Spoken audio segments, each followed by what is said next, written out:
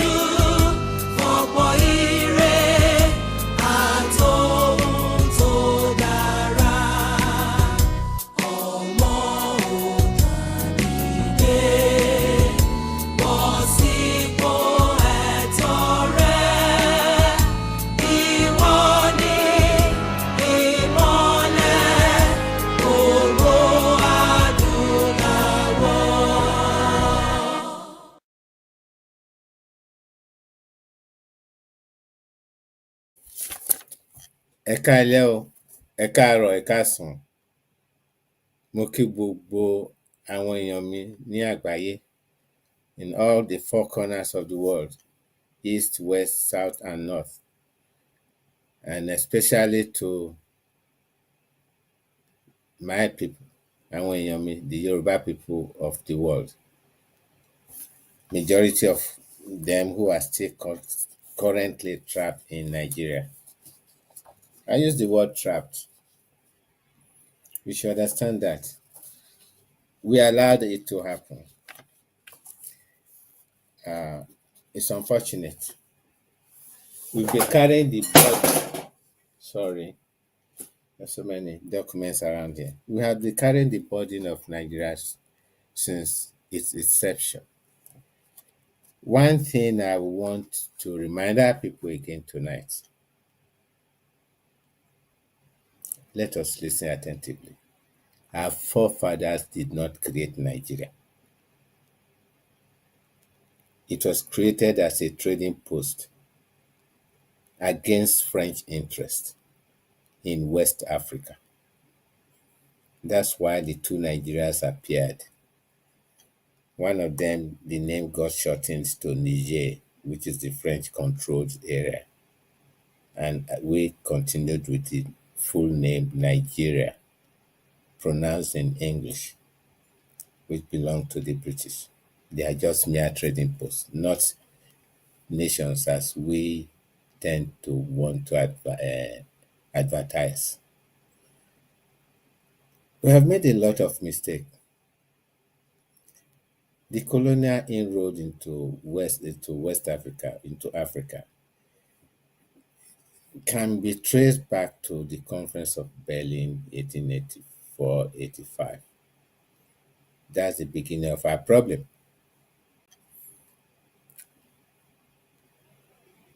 Most of us highly educated don't want to look at that beginning.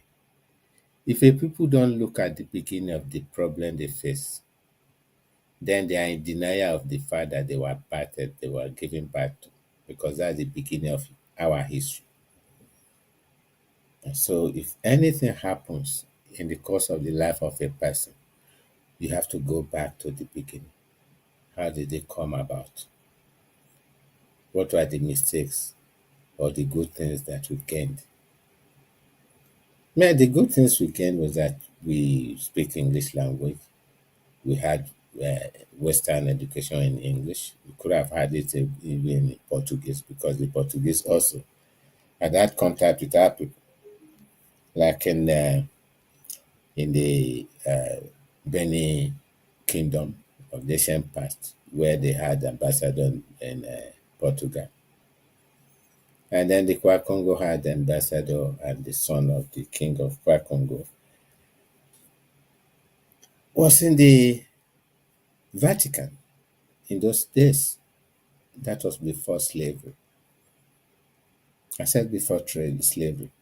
Slavery could not have happened from the shipment of people to the Americas if the people in the Americas, that the white men who went to settle there, were able to do the work they wanted them to do. Most of them died of the hard work they were forced to do. And then they looked at, oh, tropical area, West Africa, powerful people.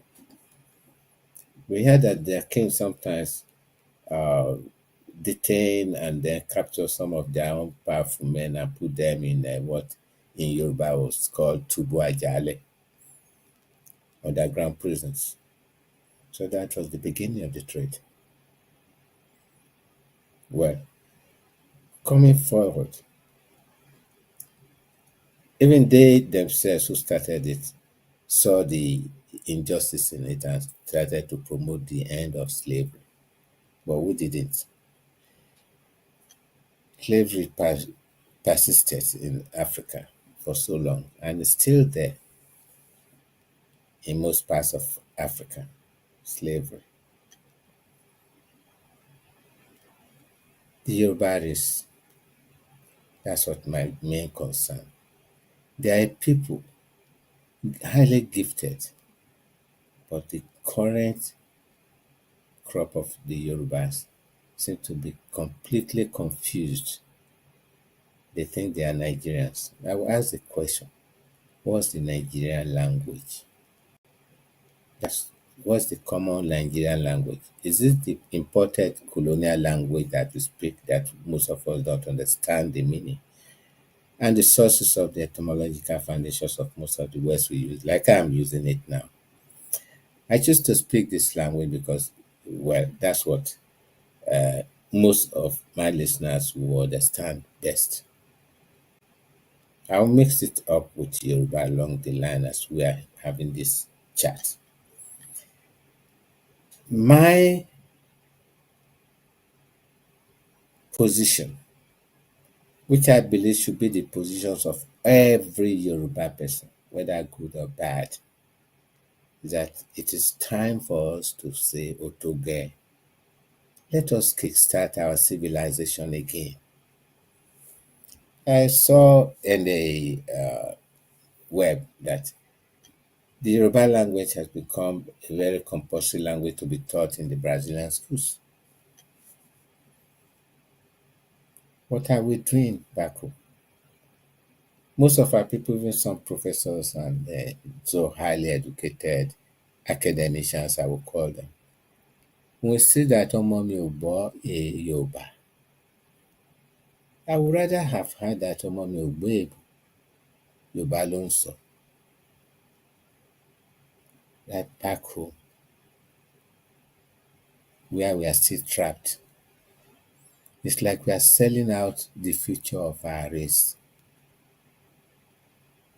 in the protection of a territory we did not create. Our forefathers, I repeat again, our forefathers had no hand in the creation. The white men who came, the British, came to trade. They came to trade. It's our people who started looking outwards and saying that they have a country called Nigeria.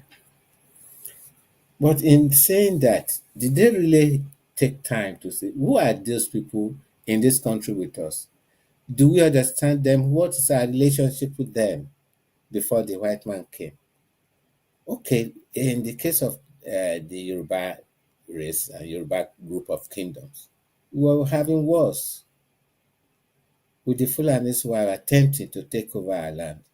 But they succeeded surreptitiously in Ilorin, where we see for the date we have an emirate. And even if we break that down, the Fulani presence in Ilorin town environment occupy only 91 places, according to current records from the with a special reference to the chairman of the Muslim Association of Yoruba Land from Ilorin. 3,000 plus quarters belong to the Yorubas. Yet these 91 people are still lording it over us. That's in Ilorin. But that apart, we now have that a lot of these people, with their false propaganda of the fact that their great great grandfather had given the land of the infidels to them, and then it is now the time for them to occupy what they say God has given them. God does not portion out other people's land into other places by virtue of conquest. And are we Yorubas going to allow these people to conquer us?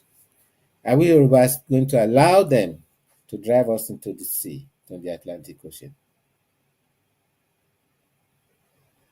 We revere them somehow by giving them choice places in our land called Sabo and allow them to build palaces where they house their serikis, who, if care is not taken, will eventually become the emirs of places like Lagos, Ibadan, and all our towns. New mosques have been built that are not attended by our own people, except their own people. There are foreigners in our land, that's the fact. Buhari exhibited it when he came to meet my great friend, late Lama Adesina, in Ibadan when he was still governor of Oyo State. At that time, there was some fighting and killings in Isenyi, and that this particular area that is still on fire now, that the Fulani cattlemen were killed, and some of their cattle were also destroyed. At the same time, these Fulanis killed our own people on their own land, on their farms. And gracefully, I would say, Buhari, the chairman of the Bororo Cattle Areas of the grand patron, using Professor Wale Soyinka's term, which is quite correct, the grand patron of the Cattle Areas Association of West Africa, the Bororo Cattle Areas Association, came to Ibadan to ask for compensation. He came, when you look at it deeply, he came as an ambassador of a people within the same country. Then it means there's no regard for the fact that Nigeria was a sovereign state. This case could have been referred to the federal level, but these people came as ambassadors representing their people to Ibadan. So it means temporarily Ibadan was a nation on its own by virtue of that visit. And they were a separate nation coming to the post for their people. That, well, our people lost a lot of property and others, and what compensation. Then Lamade also stood up and said, look, I thank him for being, even though the Northerners will say we are educated and they put us, our brilliant people in their pocket, with reference to an article that was published in the West African pilot of the 30th of December 1964. That was well before the Civil War, well before the first coup. Well, those coups could have been two coups within that January, but one superseded the other one. One was to be a coup to destroy any opposition in Western Nigeria on the 17th of January. That's a fact, cannot be denied. Those who know still know. If you are hearing me, you know what I'm talking about. But the first coup disrupted the plan. But it's also enhanced it. Because by default,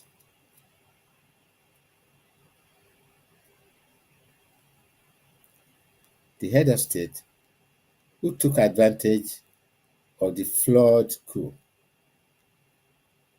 that's Major General Guiros, now established a unitary system. This same unity system, headed by an Igbo, was hated with all venom by the North. They removed him, and then they continued the same unity system, which we are still running up to today. We are pretending that we have elections and parties. We are running a unitary system because everything is controlled from the center. Every institution is controlled from the center. The percentage of control of the rule and management of resources in that country is controlled by the center. And then again, also, it's in the hands of a few people. The northern feudal oligarchy, controlled by the Fulanis. Every institution in Nigeria is controlled by them. I don't want to waste your time mentioning the list. You go to any institution like the NPA, Nigerian Post Authority, the airways, the oil. It's all controlled by them. So it means the rest of us, not marginalized, we don't matter. We are not part of that country. That's what we have been told emphatically, but we seem not to admit, seem not to agree. We are digging our grave. It's like a silent whisper in the night telling you and me that we no longer matter.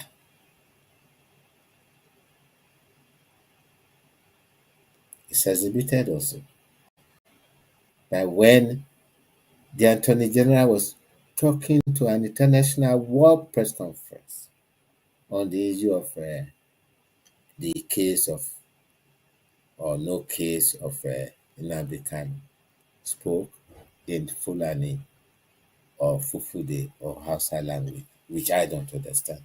It means I've already been expunged from that country called Nigeria. It means my people no longer belong to it. It was a silent coup which we are ignoring to our peril. Even when during the Baka de Sara message by the head of state of that country, that's the way I address it, Nigeria, he spoke in his own language. What of the rest of us who are Muslims in the south and the east and the west? We no longer belong. There's already a coup. Now we are running helter-skelter. We are finding new associations. We want to conduct election. There's a silent wind that is trying to force everybody into one small pot called, not APC this time, a one-party state, a very dangerous move. And some of my friends, like Senator Ahmed Bola Tinubu,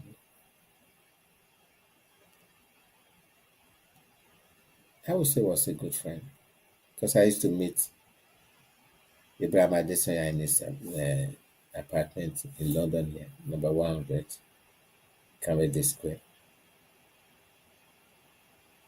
with the wife. Has a dream. I would say confused dream. The first part of the dream that I don't believe in Nigeria. Jettisoned. Now I want to be head of state. His deputy governor, the lady Chief Koforola Bukno Akirele, resigned. But most people thought perhaps maybe because for other reasons. She resigned on principle of the fact that we have not settled down to develop Lagos State. This man is already talking of becoming a vice president and then upgraded to becoming the president. Now, if you see on the web, rice being packaged with Jagaban imprinted on those packages. How long will our people be slaves to mere stipends when we need free education and free health service? Mere stipends that will last less than maybe a few days, except if our people decide to say they are slaves. And when you wake up from the lethargy, from the ignorance of political deceit, that's the currency in that country. Most people who have been talking of a new Yoruba nation are now decamping and declaring.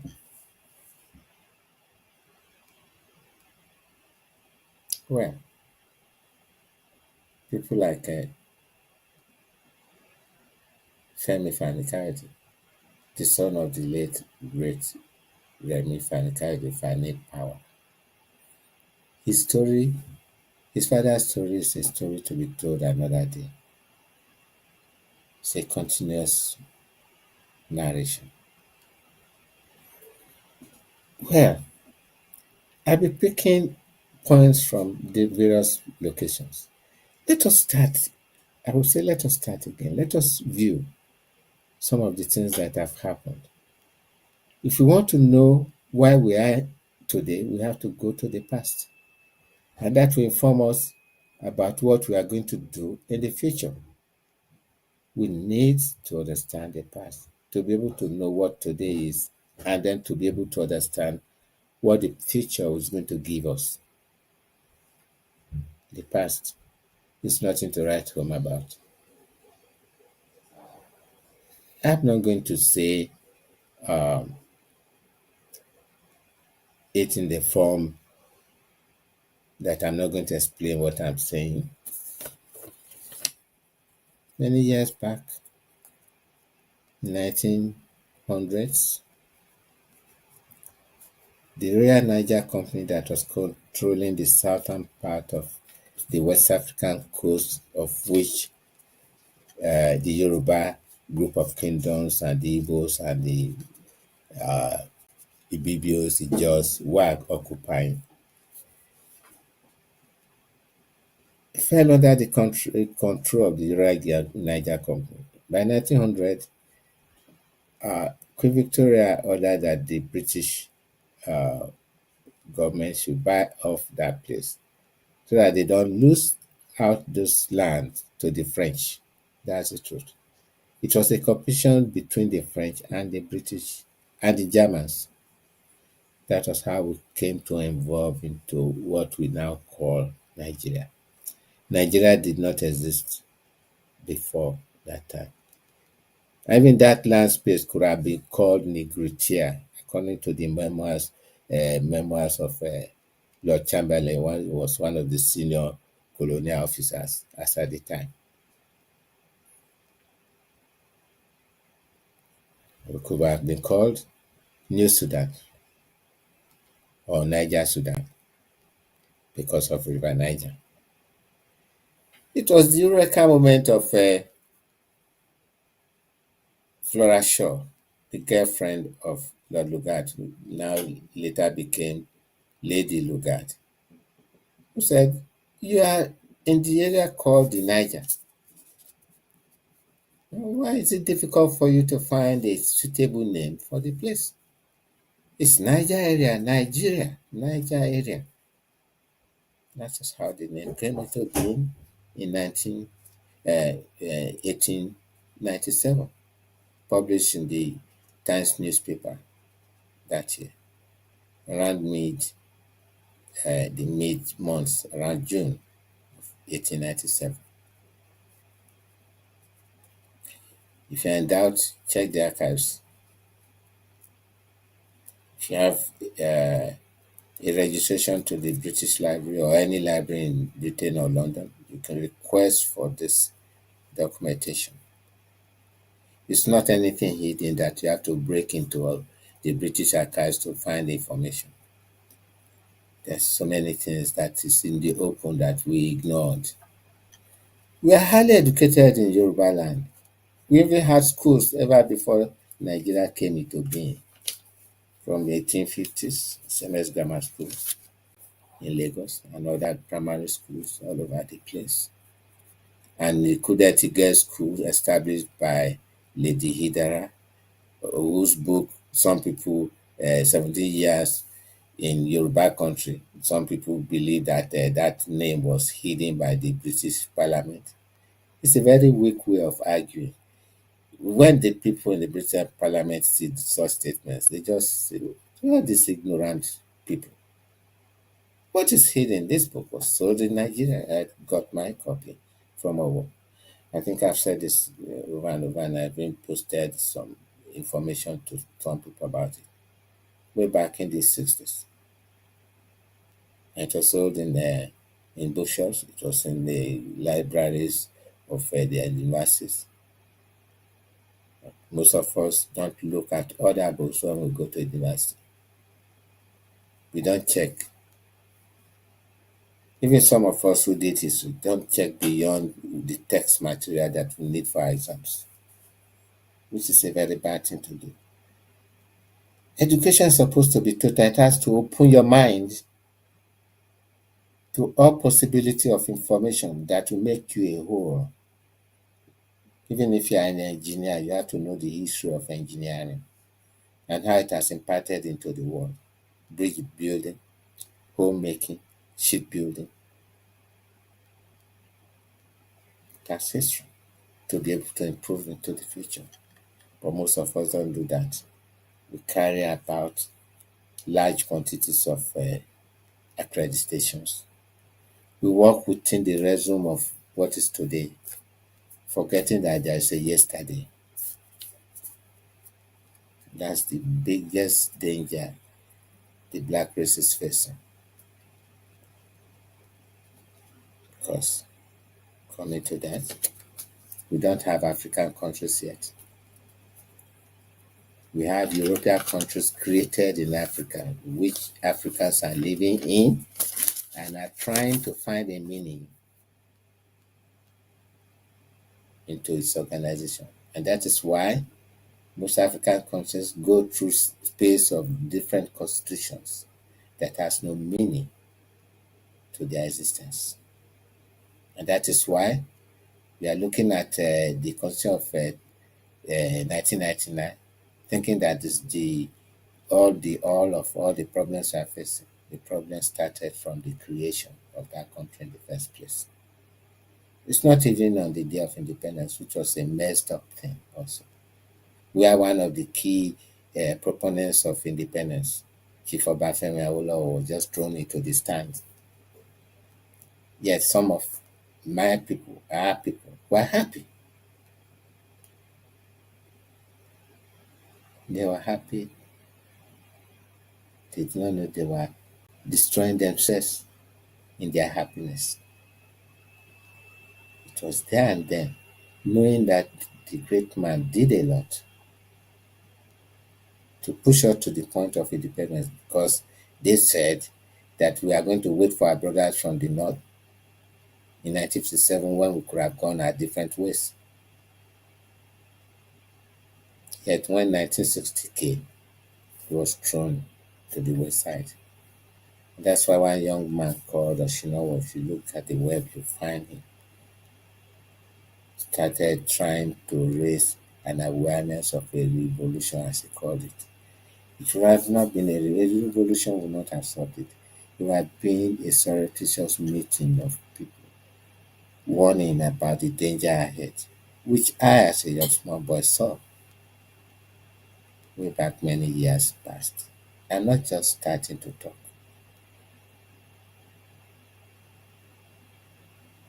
1906.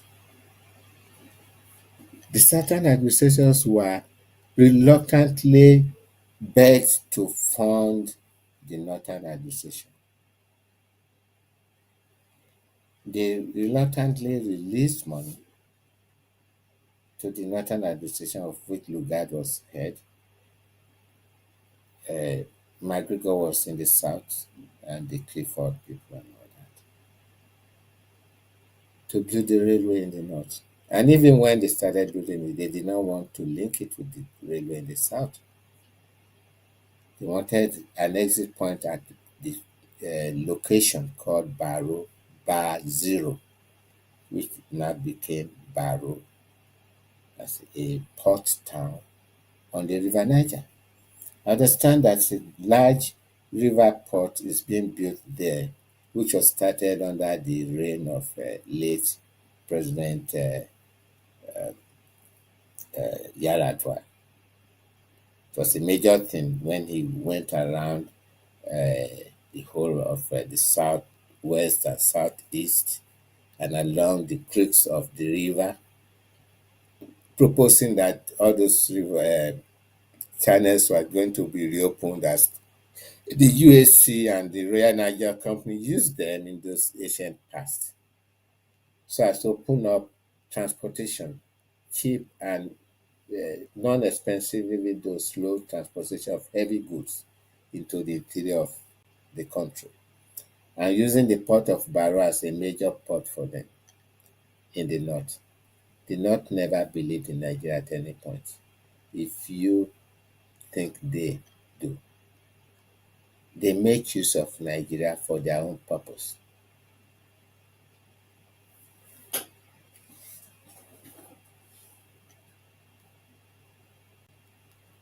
I will explain that. Balewa was not of the opinion that Nigeria should exist beyond the 50s. In 1951, he requested of his local colonial officer, a British, that he should speak to their French counterpart in Dahomey, that to allow the North to ship their goods through a river that runs parallel to the boundary of Nigeria and Dahomey as at the time, so that they can avoid Lagos, so that they can avoid the land of the infidels as we were regarded. But we sit down the south one to bear. Akini kan wọn ò kàwé tó wa, but they are very intelligent politically. That's one thing most of us did not realize. I did realize that. They were fighting for their own corner at all times. But what did we do? We were fighting for Nigeria to exist. We were writing eulogies about a great Nigeria, most powerful nation in Africa. Are we now? Show you another example.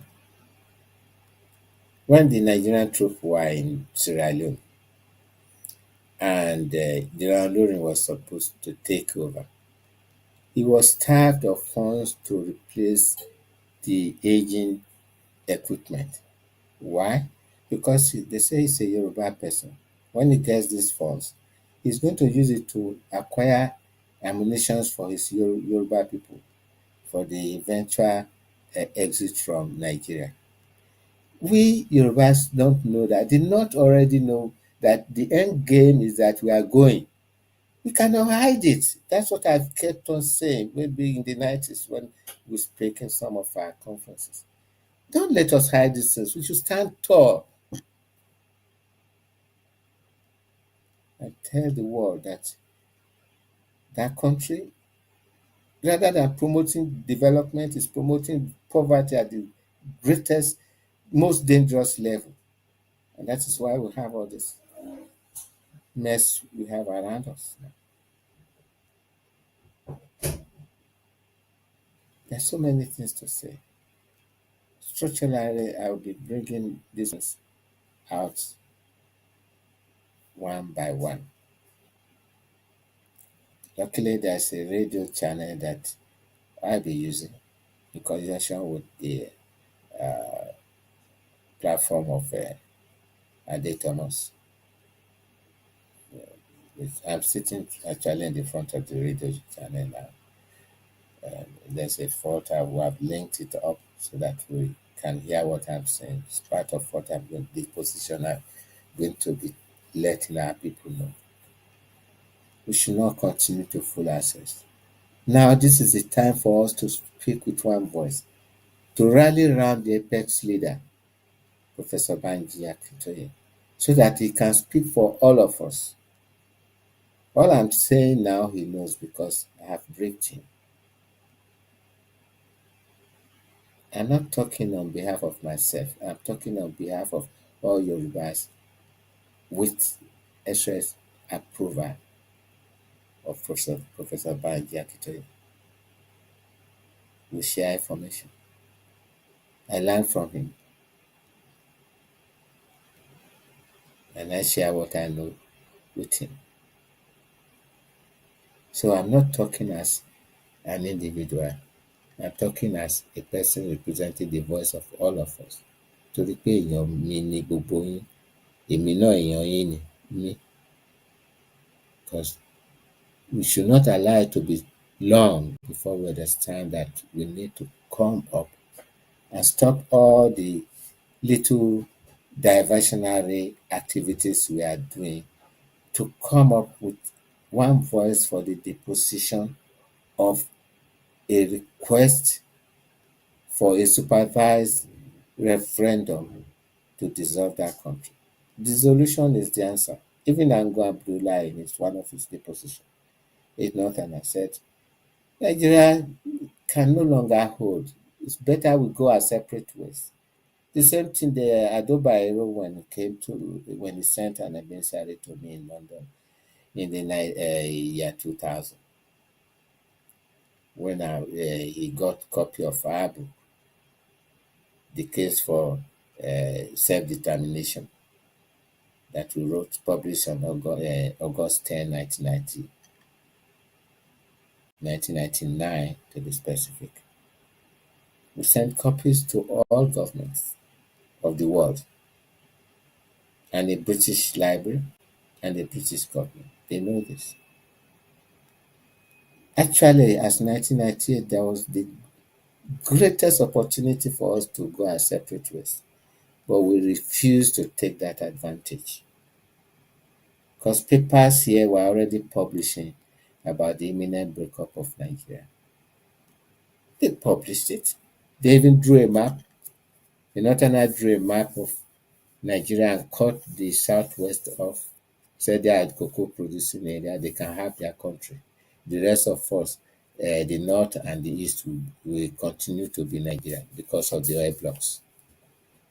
I wish we took that advantage. I explained this to our late Abraham Dosia. I had several discussions, chats with him, face-to-face chats, that we have that advantage. But what happened?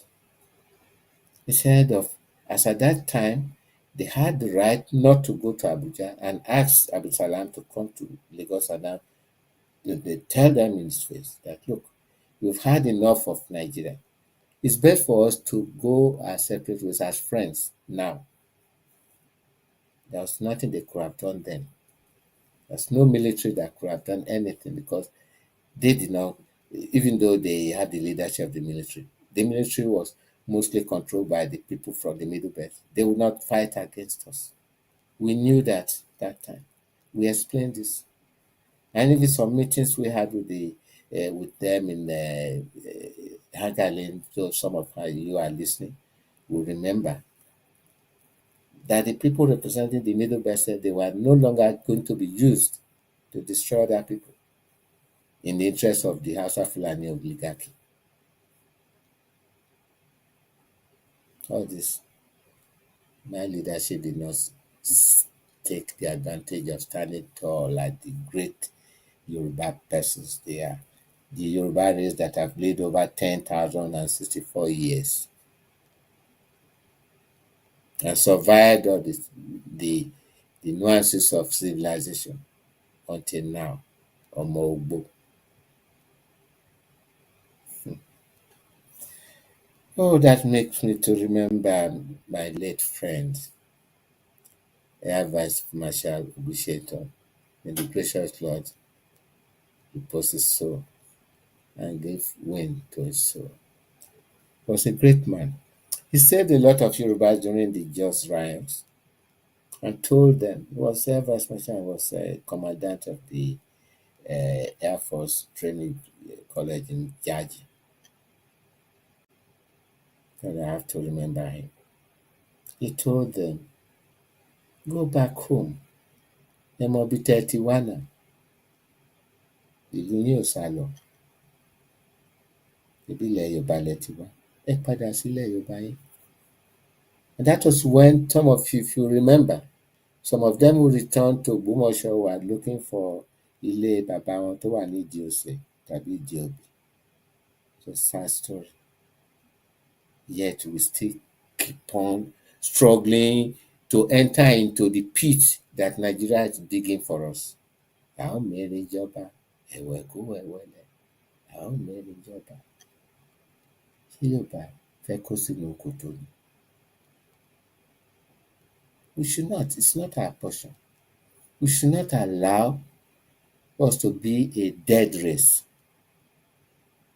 Because if we continue at this rate and be confused and not talk with one voice under the apex leadership of Professor Banja Kitoye so that he can stand tall and talk to the world through a press conference about all the different reasons why we need to save Africa from the likes of Nigeria and the Congo,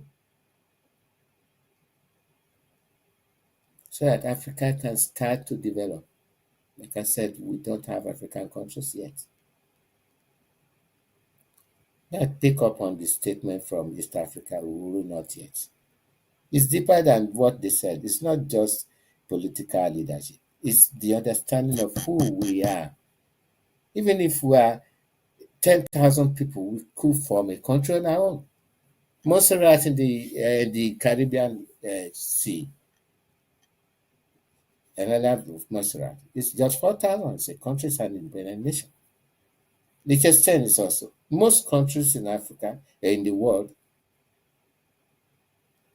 more than 80% of them are less than 15 million. And they are surviving. They are growing. Norway, Sweden, Denmark, Netherlands, Luxembourg. I mean, that's 600,000. That's very large. Almost the population of, maybe, will I say, Elisha. It's a country on its own. What is wrong with us? Why can't we wake up from the lethargy of not knowing to the level of understanding that we have a right to exist on our own?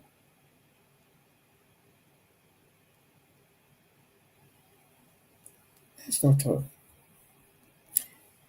During the conference of 1953, the so-called Constitutional Conference of 1953, to decide how, you see, we had so many conferences, many depositions of trying to find a meaning of a constitution that will fit into a Babel called Nigeria.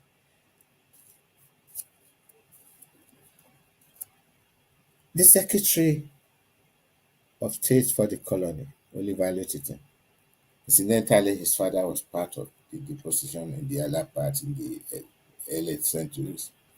In the 1900s, you see the continuity of family tradition.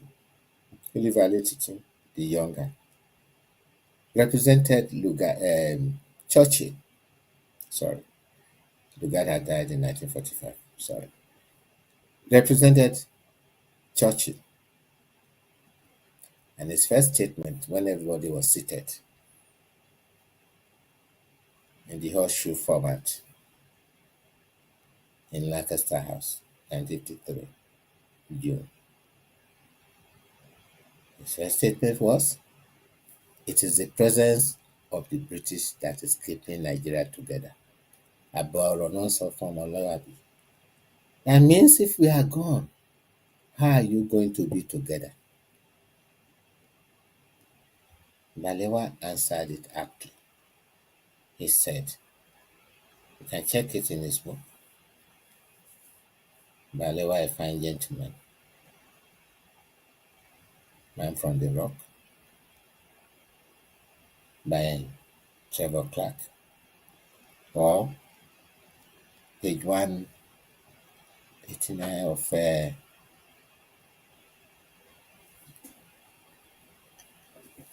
of Colin Motosho's book, Just Before Dawn. It's aptly titled, That Dawn Will Not Arrive Until Nigeria is Dissolved. That's what I would tell him. He's in Botswana now, quietly lecturing one of the sane countries in Africa. The story of Botswana will be told because they are people of a common language, culture, and tradition. Almost 90% of them speak Botswana, so they are able to control and run a government for themselves. We will not compare that with Somalia because Somalia has a unique problem. Somalia initially was a territory of 6 sultanates.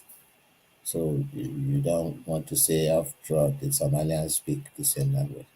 Then if you want to compare also with the Saudi Arabian Peninsula, where you have the countries like Saudi Arabia, Kuwait, Oman, Abu Dhabi, and all other countries, and Yemen, they speak the same language, yet they are in different countries. In Nigeria, we don't speak the same language. We are trying to attempt to use a borrowed language, the English language, to communicate with each other, and we don't understand each other. Take English language out of our midst. Is it possible for any one of us to understand each other? That's the barbed blood God created. And we are trying to uncreate what God created by trying hard to say we are one. Or some of our people reading news items on the radio.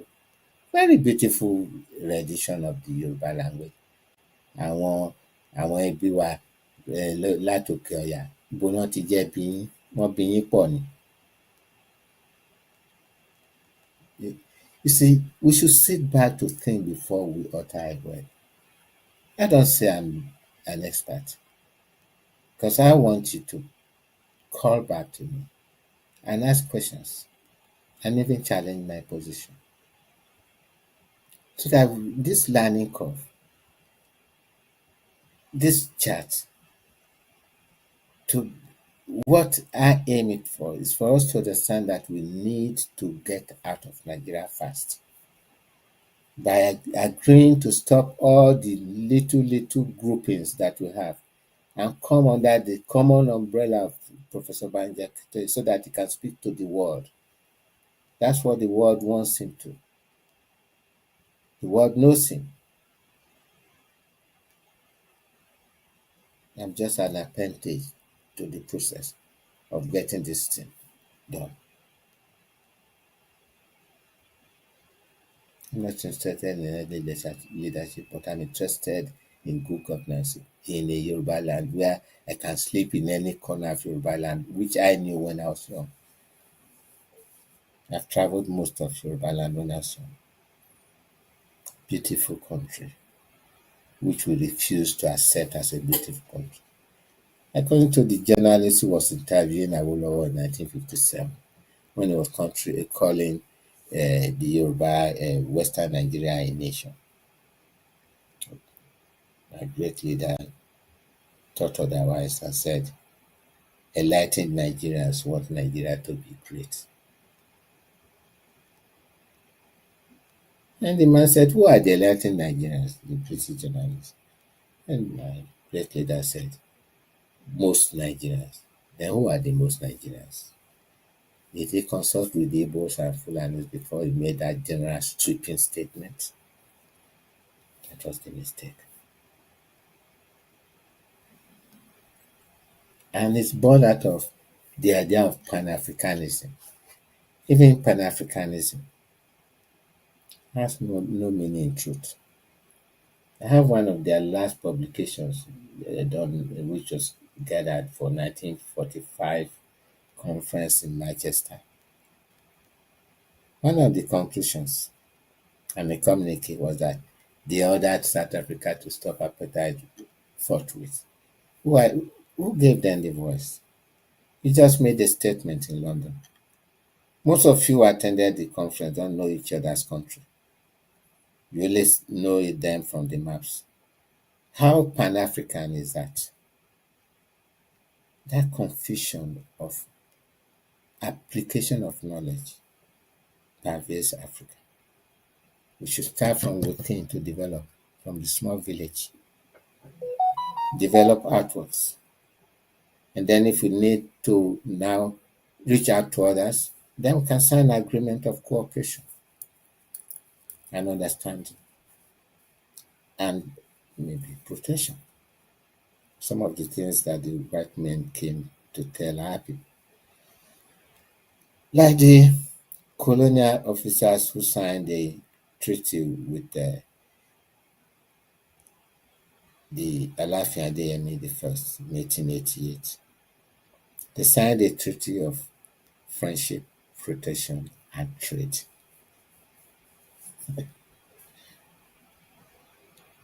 There was not any signing in 1914. It's not contained in any archive in the British Library. And if our great monarchs who attended that Zungeru meeting with Lugard after January 1st, 1914, they could have been holding papers that they signed. That picture does not show it. It's nowhere. Even some British journalists have come to some of our radio and television online places to find out, do we have a copy of another issue, 100 years of Nigerian amalgamation to be terminated? Because they said they can't find it in any of the archives. They cite everywhere. So it does not, it is just our imagination.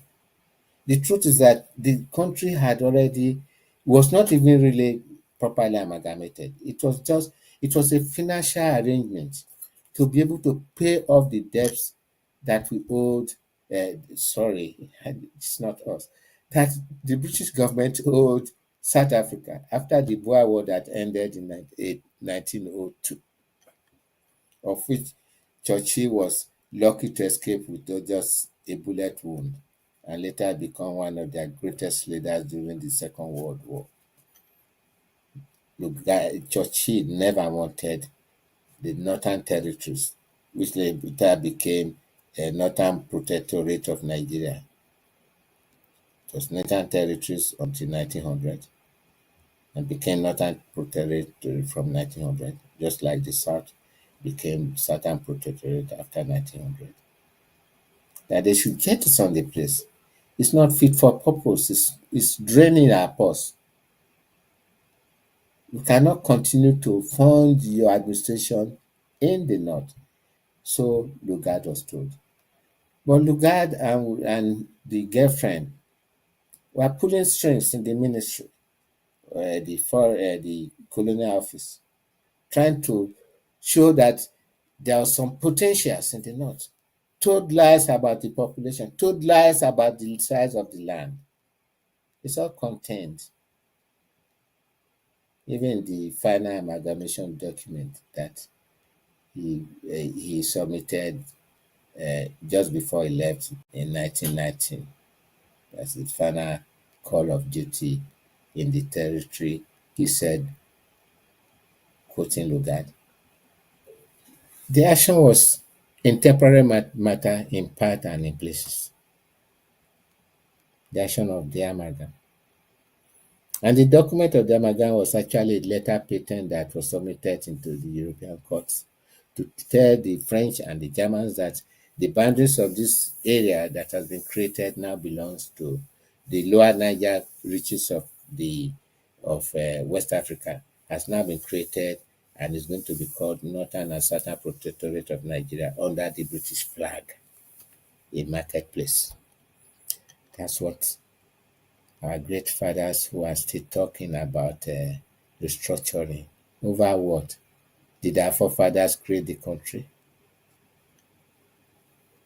It is sad that we are just plodding through ignorance, not looking at the facts on the ground, giving chances to go. The greatest chance was 1998. Publishing. When I lost that paper, I bought that paper again for £49. It was specially reprinted for me because I wanted that article where the map of Nigeria was drawn and my area, the Yoruba nation that could have been since that time, was cut off from the rest of Nigeria. And most of you, if you go to the Nigerian embassy or other embassies, particularly the Nigerian embassy here, you find that the Fulani workers there will tell you, if they are close to you, they tell you that, look, this embassy grant belongs to Western region. When everything goes the way it's going to go, you have your own embassy back. It's a common statement from way back. It's not just now.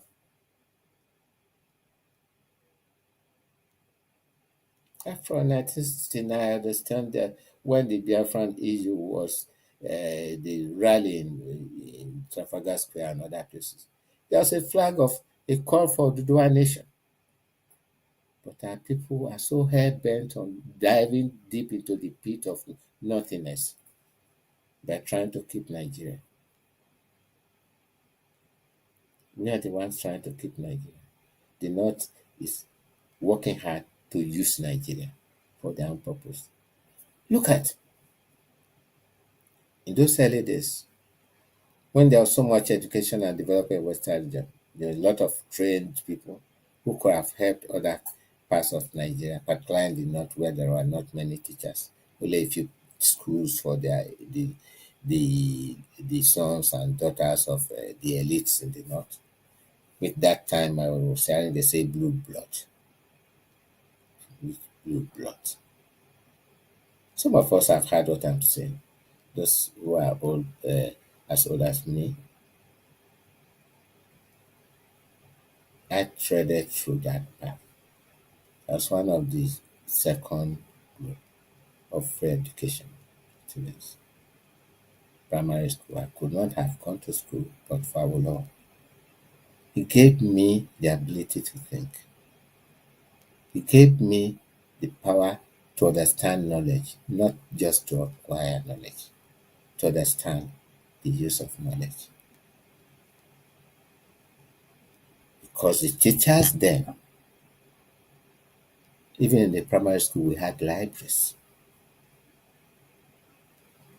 Iwe Yoruba, Iwe, and some books from East Africa. Like See Me Lakayana with My Spear. Some people will remember that poetry. I don't remember the full poetry. We read that book in primary school.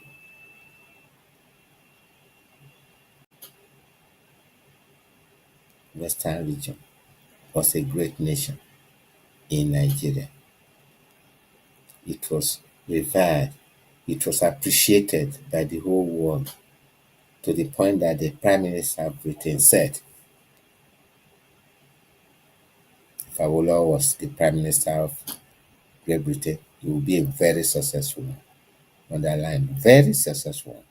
And again, note, he did not say a Prime Minister of Nigeria because they were thinking that Awolowo and his people were going to be a separate nation. That was why that interview that I mentioned earlier.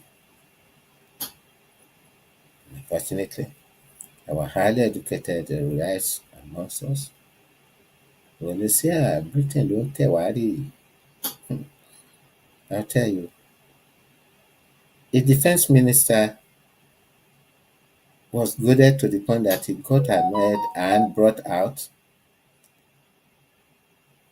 a classified document that should not have been declassified for us to see about the plans of the Fulanis against us in 1984, just before 1984, just before Buhari came on stream.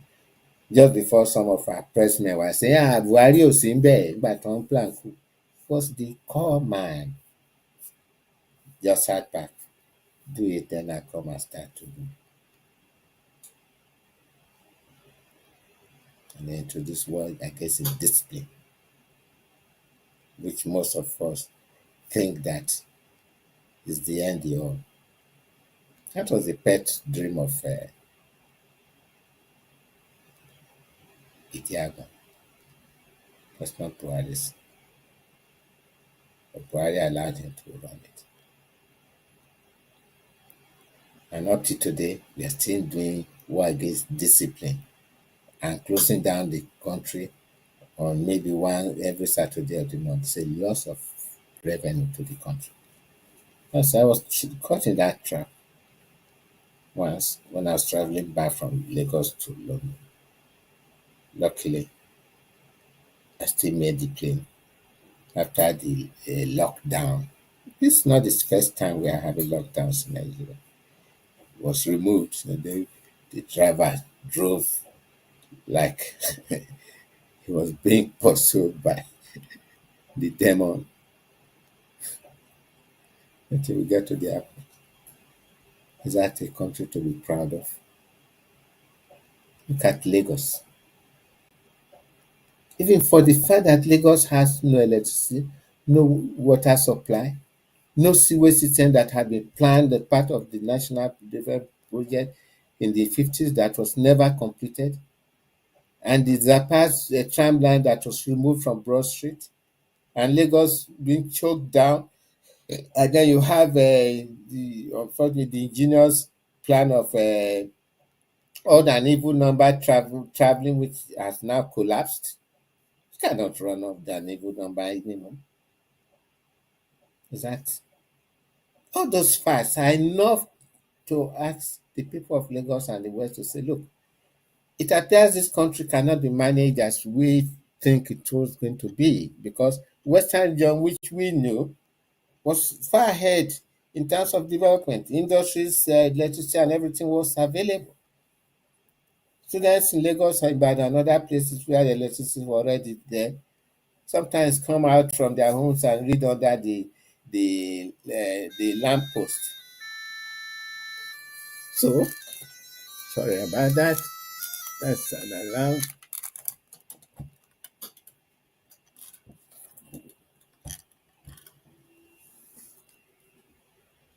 All I'm trying to say is that we should not be in fear. There's nothing anyone can do against us if we stand up to say, now we want out with one voice. Under the apex leadership of Professor Banja Kitoya, keep on repeating. He'll be listened to. The British are not our enemies. That's one thing. They provide the opportunity for us to learn about who we are. But most of us don't want to. We are averse to it. And then we try to start to say we are Pan-Africanism. Then I look at the whole structure. Pan-Africanism, what language are we going to use? Oh, some say Swahili. Do you know the origin of Swahili? It's an admixture of East African native language and Arab language to facilitate slave trade.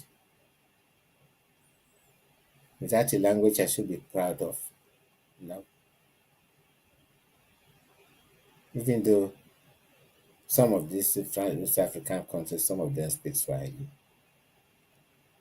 Just for a convenience. And maybe they use it to reach out to each other because they don't want to see the truth that they still really haven't got African countries yet. Tanganyika was a creation of the Germans. Same thing with Zanzibar. Both taken over by the British after the First World War under the armistice. Became a British territory. Tanganyika. That's why you still have Lake Tanganyika in the middle of Africa, which is also the source of River Congo. although a small tributary of River Congo starts from near Kalemi on the shores of the lake Tanganyika, one of the deepest lakes in the world, with large volume of fresh water. Beautiful.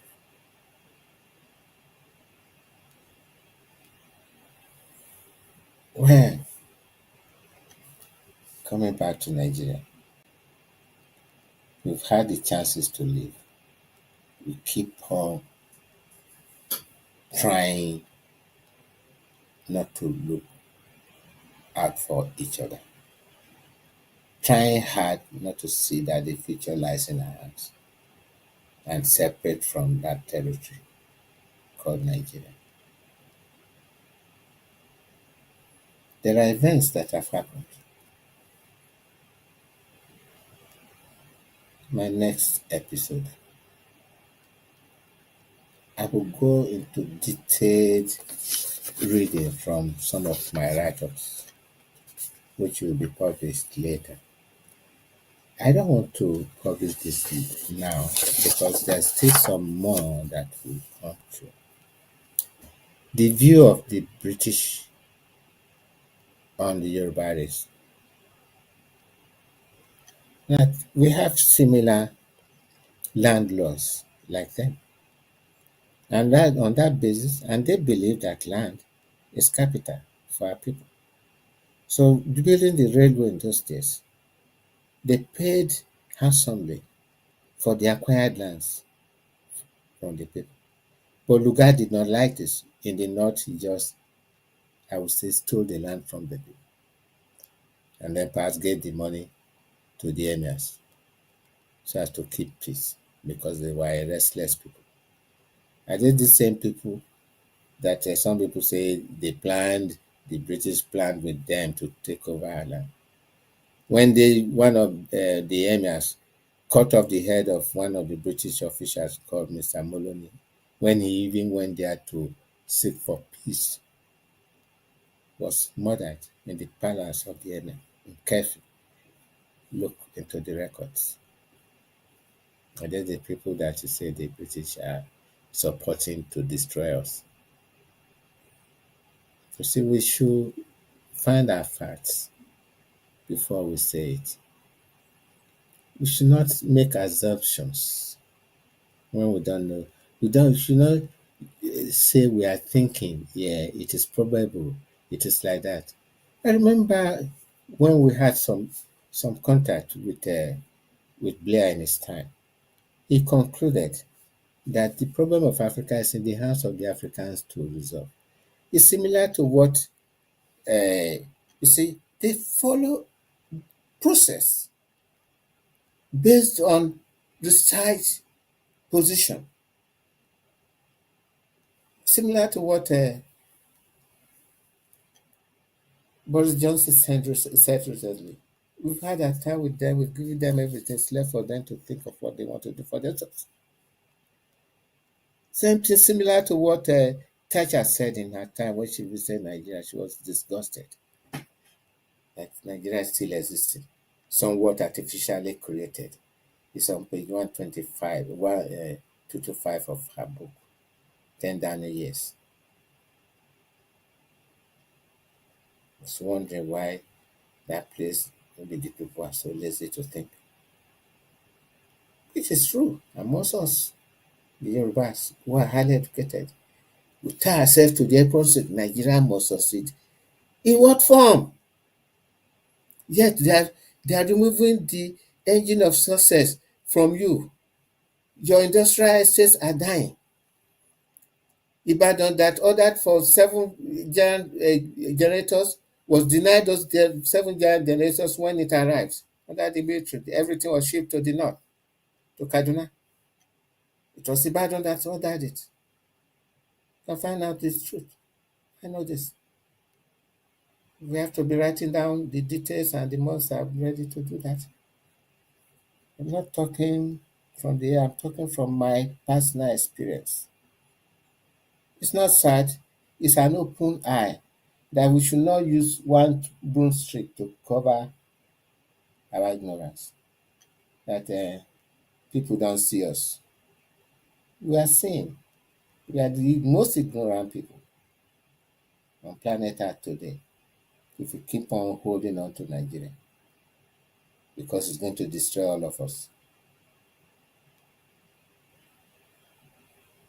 Oh, my gracious Baba Adebanjo, talking of the fact that they are for the past 70 years struggling to achieve one aim. Ìlú tẹ́ ń lò for 70 years tí òdùn tó ti fàya ẹ̀dẹ̀ ṣe ń lù restructuring.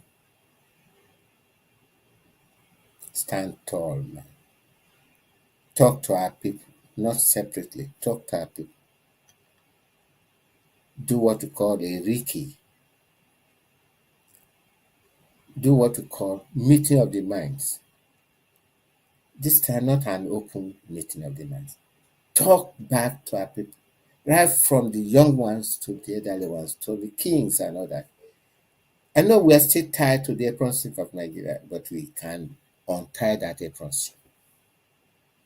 It's not. After all, look at mighty Soviet Union. Most of the countries in Soviet Union had moved out of Soviet Union before it finally collapsed, 1991. If you are interested, I can send you the list of 34 new countries that emerged in Europe since 1991 and Asia. And also, I know some people will want to refer to the Sudan. I was with the Sudanese, Southern Sudanese during the referendum, part of the referendum that was held in London and their homeland. Juba, the capital, had only 56 miles of tarred road as at the time. That's development in Africa. Oh, Africans, wake up. Yoruba people, wake up. We don't have a nation called Nigeria. It has destroyed several families. That brings me to remember the story of the two young girls who enjoyed coming to Lagos from US some years back. And then they told their parents, they came with their parents initially. They were teenagers. Yeah, we are grown up now. Let us go to Nigeria. It's very beautiful. So they were only in gated homes in Lagos. They did not see the bigger picture of Nigeria and all the nuances and the non-functional system in education and health service. They came. One of them fell ill, was taken to the hospital. The host at that time, they don't have enough money to pay the large sum of money the hospital they went to. They tried to call their money, the time difference. They called their mom. And one of them was sick seriously, and that if they don't deposit a certain amount, no operation will be done on her. It was a simple operation. And they begged the director of the hospital, please, we don't live in this country. We live in the US. Our mom is going to send the money. He said if they don't see the money, no operation. The poor girl died. I know the parents back home in the US may have heard what I'm saying. It pains my heart that such things should happen. In a land where there was free health service, where on Fridays we were told to go and queue in our local dispensaries to get our quinine and medicine for the week. Free. All because our parents joyfully paid their owó orí. And this is a country that is destroying its youths. Some youths are trying to work hard to make it. Some of them crookedly, some of them okay, and they are making it. Police seeing them, successful young men driving in expensive cars. What is wrong in that? You stop them, you query them, you seize their laptop, you kill them, you take their car away. They're trying to create an Alumangiri in the south so people cannot work. Even in the mill, in the mix, some decide to walk the desert to Libya or to Morocco to cross the Mediterranean. A large percentage die in the desert. Less than 2% of those who start actually reach the shores of Europe. Is that what we are going to continue to promote? Or even those of us in Europe and America are even now scared to go home. We have to think. Some of us, when we get home, we get stuck in Lagos. Perhaps we have some property very close to the airport, or somebody who comes to pick us. And when we dive into the estate in which we are, that's it. We cannot go and visit our parents back home or our relations who are still alive in the interior of the land. Is that a country that we should be proud of? We are living like prisoners in our own homeland. That's a fact.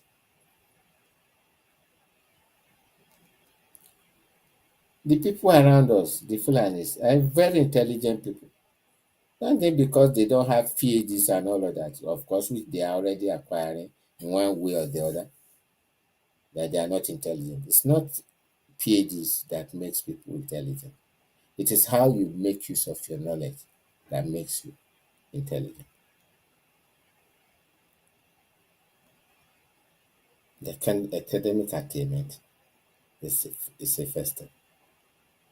But the use of that academic attainment is where intelligence and wisdom ensues, comes out.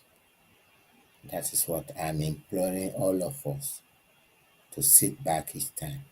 And like most of those beautiful voices I hear on our Yoruba radio, ìròyìn láti orílẹ̀-èdè Nàìjíríà ló ní sísìn.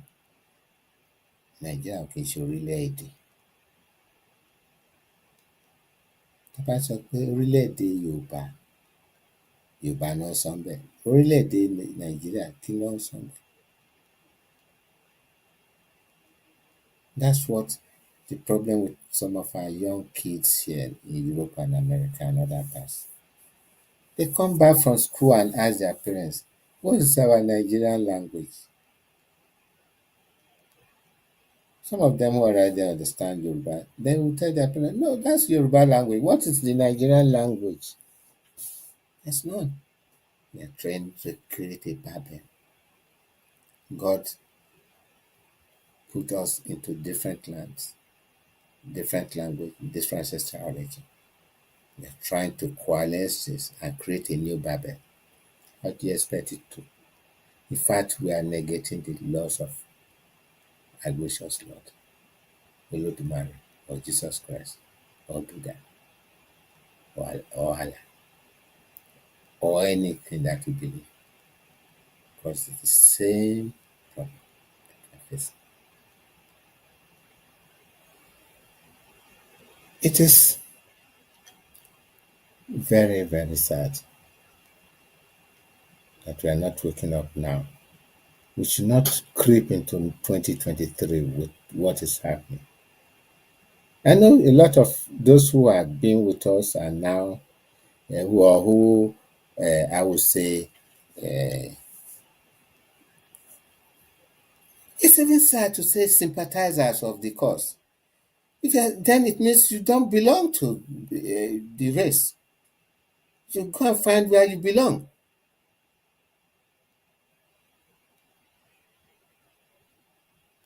Any Yoruba person who is opposed to the fact that we need to stand on our own and start to redevelop the way we were in the 50s, then we should find out where does it belong. And if we know, let's shift them to where they belong.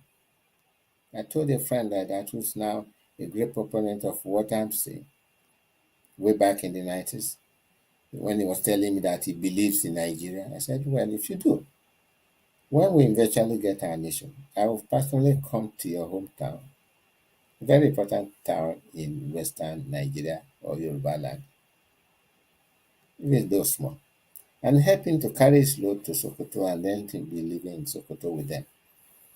And then strip him of English language. That is, strip him mentally, re-engineer his mentality to speak only Yoruba in Sokoto and see whether he will survive. Because English language is not our language.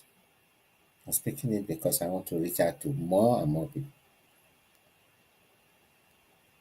not only the Yorubas, even to the English who are listening, because I know they do.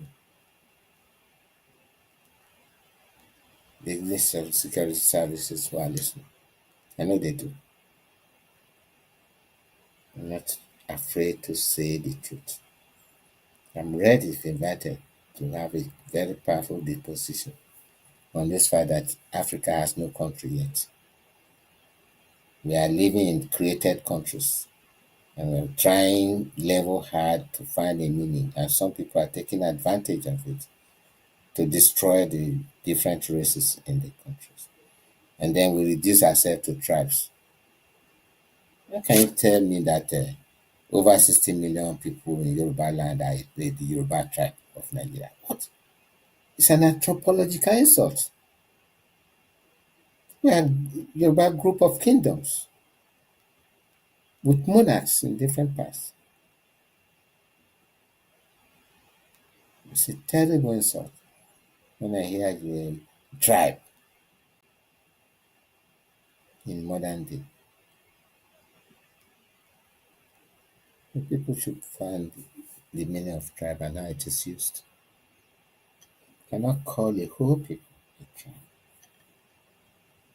So we will now say Luxembourg might have 600,000 plus people, a tribe of Luxembourg, or the Welsh, a tribe of Great Britain, or the Scottish, a tribe, or England, a tribe.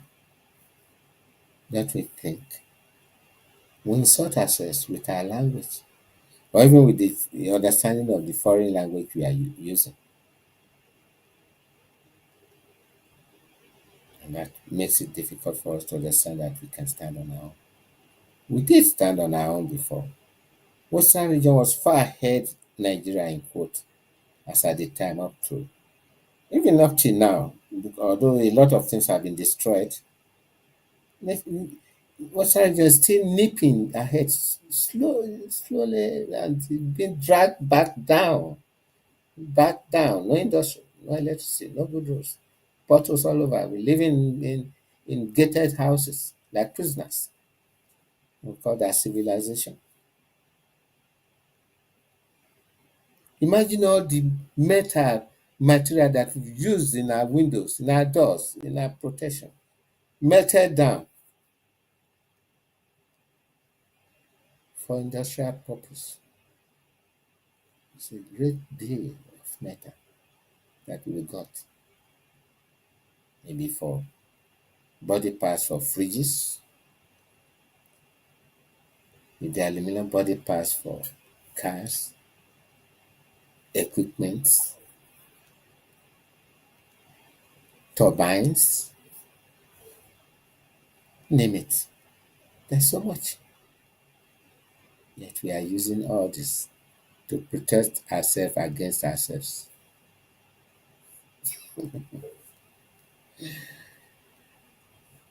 May the gracious Lord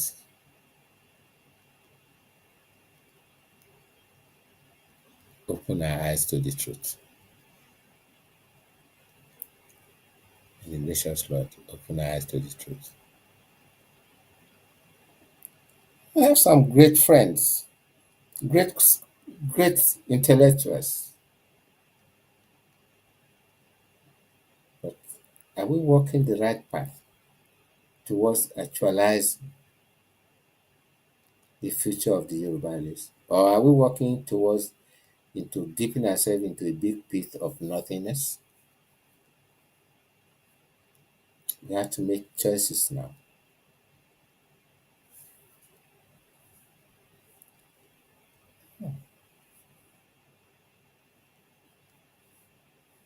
One octogenarian former civil servant, and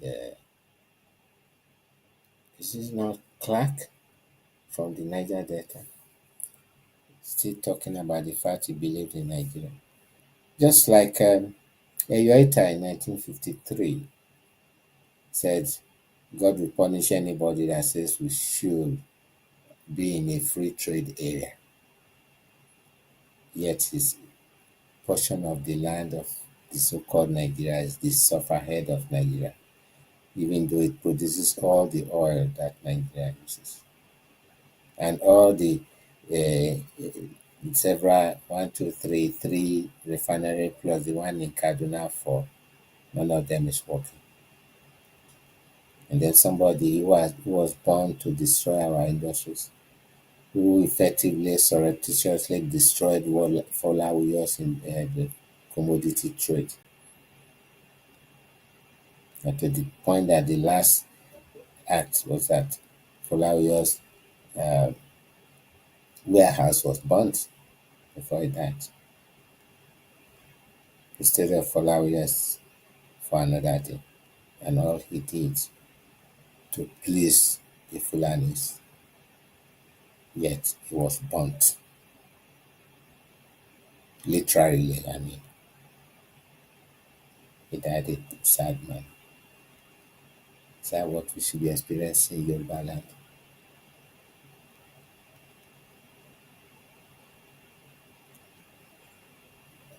Yes, he said, the choice is in our hand. For us to try to think that we have a country that has anything to do with us. We don't. If we did, we will not be in Europe and America. We'll be back home. We'll be back into our different equities, which will be back into like Idorin. When we were studying geography, it was one of the examples of a well-planned town. And Ijebode, a city of modern houses, beautiful, like Imam Ogunje's book. Some of you remember what I'm talking about. Geography. Geography informs nations. It tells you where science and technology can be. It shows where rivers flow. It shows where you can harness the rivers to produce electricity for the people. Now we are talking about world water crisis. In Western Nigeria, the Yoruba nations, the Yoruba country, the Yoruba nation, not nations, Yoruba nation, in Western Nigeria. There's Yoruba nation in Benin, in Togo, and even in Ivory Coast, and Southern Accra, and Brazil, and other places all over the world. Yoruba people of the world.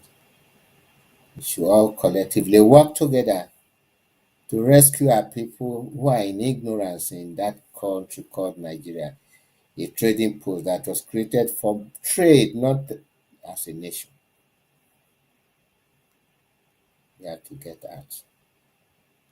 We have to restart. We have to restart our civilization.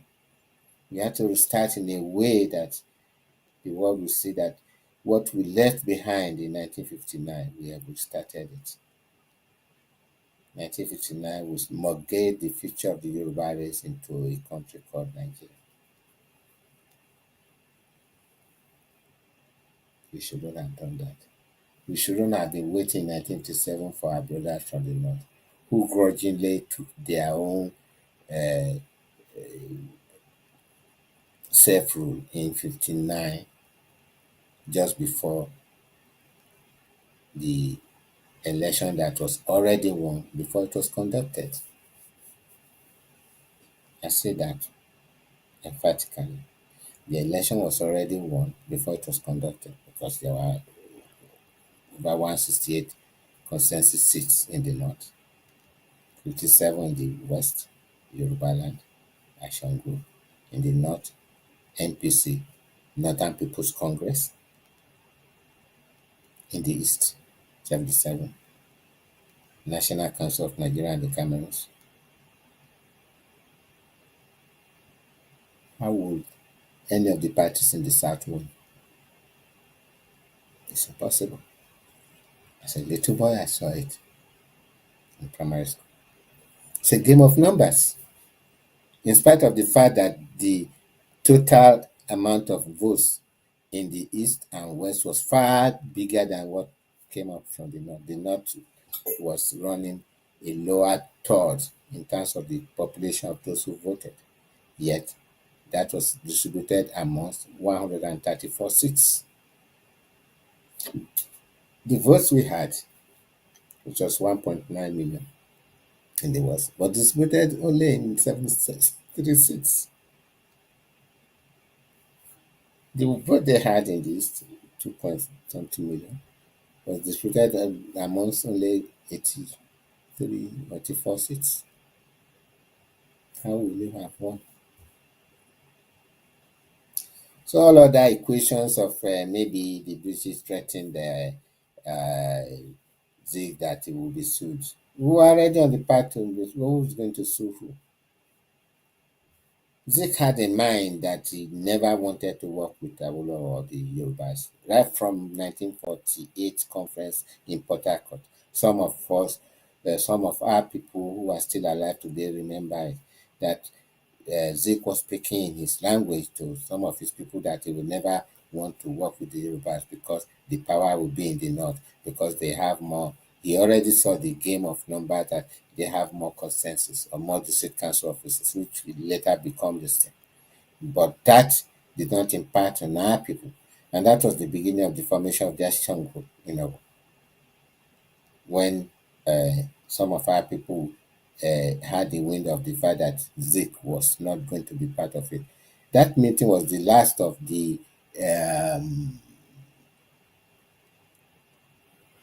Nigerian youth movement. Which later became part of one of the last meetings of the Nigerian youth movement. Because Baba Macaulay went to the north under the auspices of Nigerian youth movement, which they now said it's NCNC, and 1946, May 6, he fell ill in Kaduna, was rushed back to Lagos and passed on May 9. Baba Macaulay, the proponent or the tree, the figurehead of Nigerian nationalism, he did not realize that the nationalism he was promoting was just for the South. It was not for the whole of Nigeria. But they used the epithet of Nigeria. They used that word of Nigeria. You see, there's a romance of death with that name, Nigeria, which those of us in the South hold tenaciously to, as if it must not drop, as if it is something physical, something objective.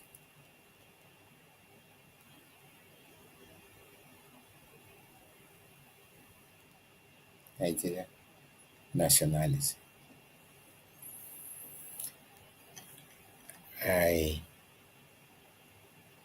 will want to say a few things. If you are on this program with me either on Facebook, you can call the studio and let Ade Thomas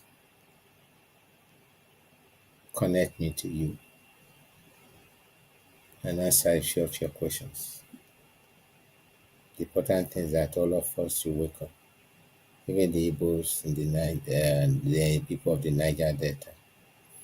And my sister in this quest, I won't call it it's a quest for the call for dissolution and co BRICS. I wish you all the best. That your people will listen to you. There's no romance in trying to keep Nigeria. It will destroy all of us collectively.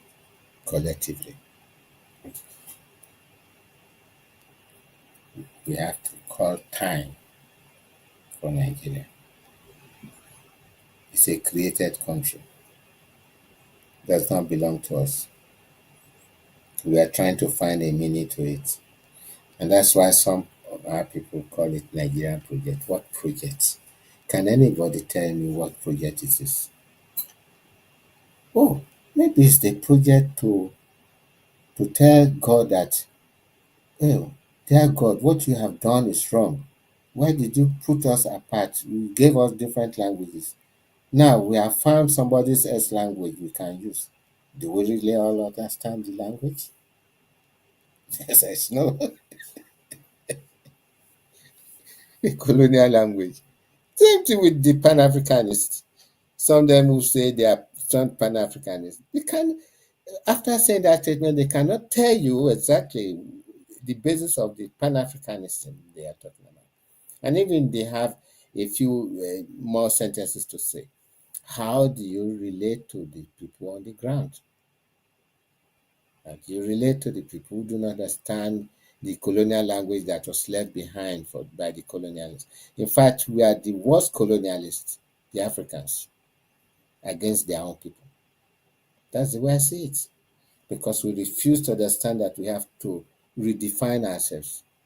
That was what happened in 1964 and 64, 63, the OAU meeting in Addis Ababa when Haile Selassie was trying to sort out the differences between Nkrumah and Balewa because they did not see eye to eye.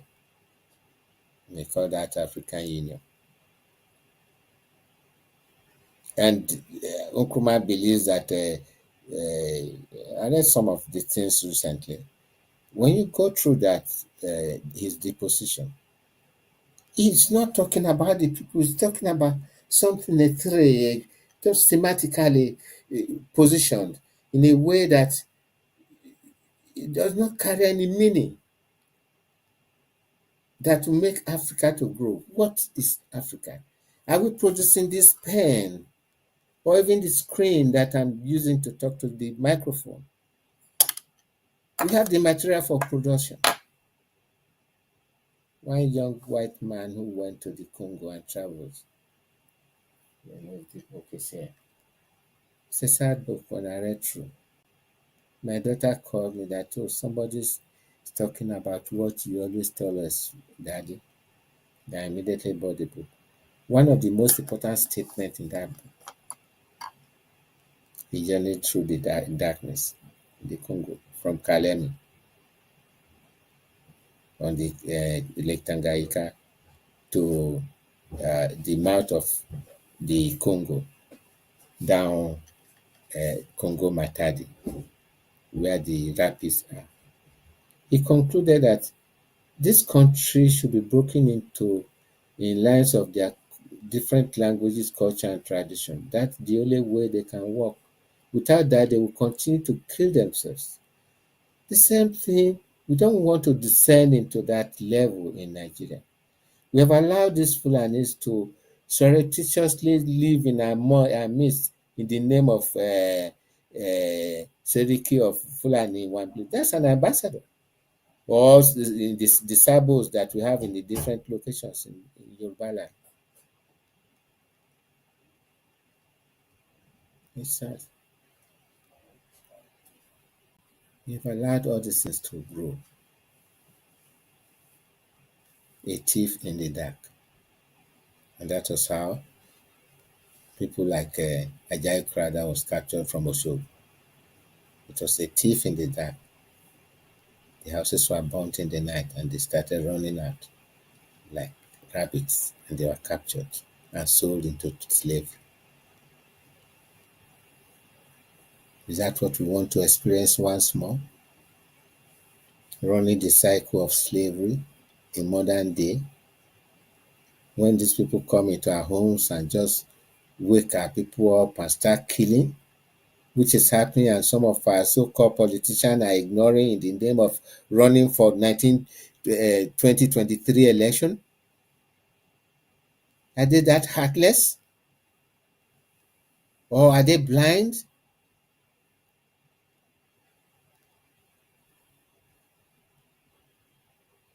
Or is it because it's not their sons and daughters that are being murdered? It is, then they are evil. That's a fact. Whatever monies they bring out to feed the very poor that have been 11 million have been added into the into the mix of poverty. With all the resources we have, there's so much poverty in the land.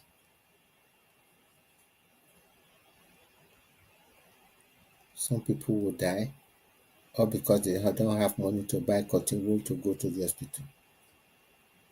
When we should be running this year 68 years of free health service in Yoruba country. Started almost 4 years, just 4 years after the British government started this in 1948. They had a program of free education, research stations all over the place. Noted research stations in agriculture and industries. Where are they all now? They are employers of industry. Ekpe boat here that are producing boats that were even bought from here in Britain, from Ekpe. Where is it now? Some of you in Ekpe who are listening know the wretchedness of that boat yard. Or the AT&P supply, which was the second largest after the one in Kitimat in Canada in the world. Where is it now? Places that will employ thousands of young men and women. And that our language shall be teeming with transportation, fast and slow ones, carrying goods and services, north and south, along our littoral area without getting into the Atlantic Ocean and its waves, east and west. Boats traveling on the lagoon to Okitiupa, to Focados, to Brutu, to Ayetoro. You know, there are many Ayetoros. The Ayetoros on the coastal area. Not the Ayetoro in Egba, not the Ayetoro in Ekiti. There are many other Ayetoros. That's Yoruba land for you. Because we are one people. Why would one people not see the imminent and real danger that is facing us?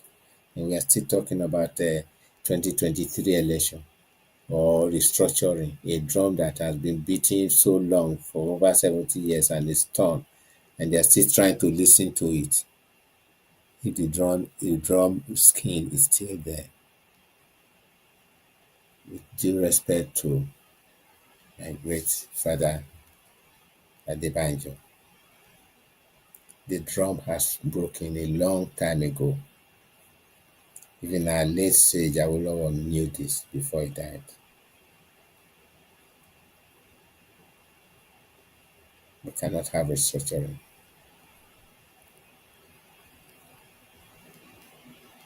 What we need is to go our separate ways.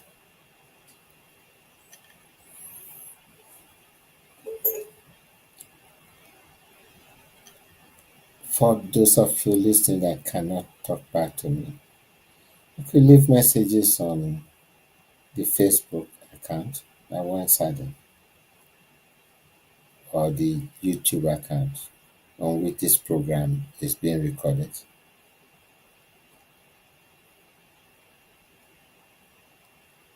May the gracious Lord be with all of you who have patiently listened to me.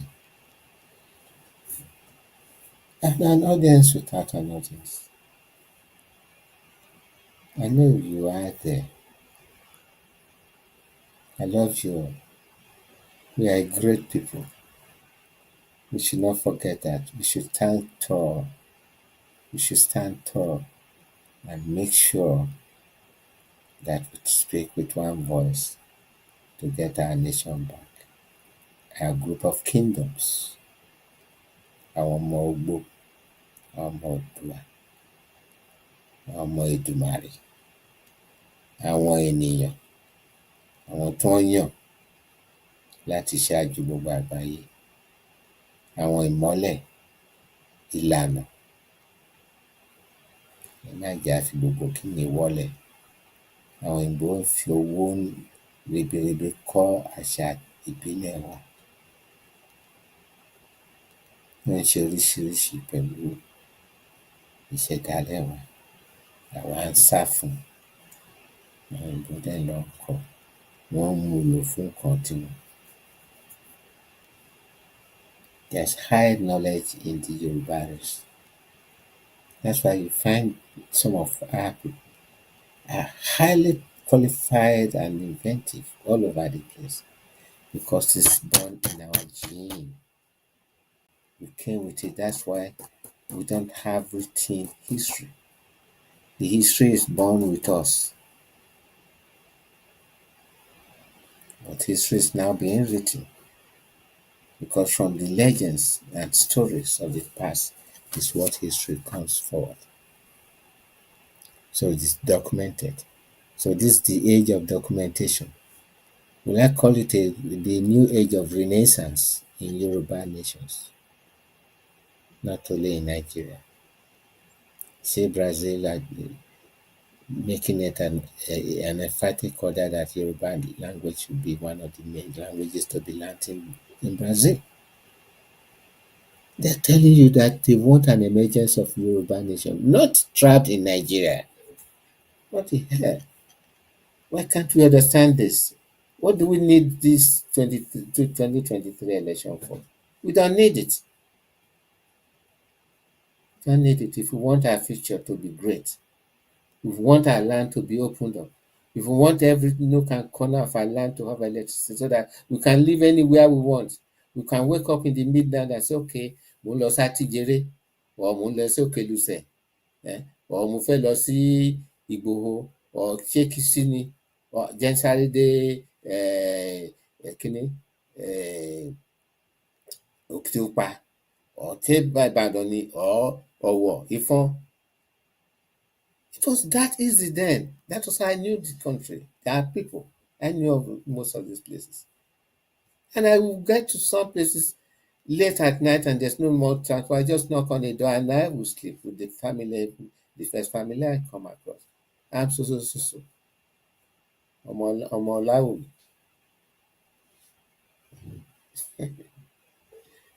The gracious Lord guide us. Wake up. Wake up. Ẹ jí, ẹ̀yin Yorùbá ẹ jí. A ti ronú. Ògúndé sọ fún wa pé ká ronú. A ti ronú. Ó yẹ ká ronú síbi tó yẹ. Pé a kì í ṣe ọmọ Nàìjíríà. A kàn wà ní Nàìjíríà temporarily ni. Kò yé wa. Ó yẹ kó yé wa láti sìn. Àwọn tí ò tíì gbọ́ k'Ọlọ́run jẹ́ kó má pẹ́ kó tó yé wọn. Pẹ̀lú gbogbo àwọn ọba tí wọ́n sọ. Àwọn ẹlòmíì rò bí bóyá tán bá ń ṣépè sọ́wọ́n ló máa yí nǹkan padà. Èmi ò rò bẹ́ẹ̀. But a gbọ́dọ̀ bá wọn sọ̀rọ̀. Pé k'Ọlọ́run má jẹ́ Olódùmarè tó fi wọ́n síbẹ̀. Ọba tí wọ́n jẹ kó má jẹ́ ó pẹ́ kó tó yé wọn. Kán lọ ronú. Wọ́n bá lọ sùn wọ́n á rò. Ìpè tẹ́ ń ṣẹ́. Mo ní àfọ̀ṣẹ tó máa dá ìpè yẹn dànù. But tẹ́ bá pe Olódùmarè sí ọ̀rọ̀ tẹ́ ẹ sọ. Ìṣẹ̀dálẹ̀ wa tí wọ́n jẹ ọba lé lórí tó ń jẹ́ ìkejì òrìṣà lé lórí fún wa. Kẹ́ ẹ sọ fún wọn. Bí èmi náà ṣe ń sọ. K'Ọlọ́run Olódùmarè kó má jẹ́ ó pẹ́ kó tó yé wọn. Wọ́n gbọ́dọ̀ dìde fún àwọn ọmọ wọn tó ń jẹ ọba lé lórí. Wọn lè máa wo òdì kejì tó ń pa àwọn èèyàn káàkiri. Kán ronú.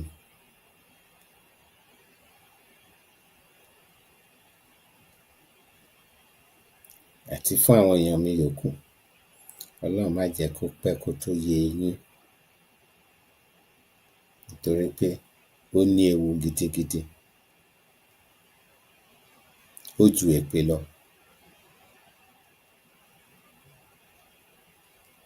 tó wà ń bẹ̀ nìyẹn.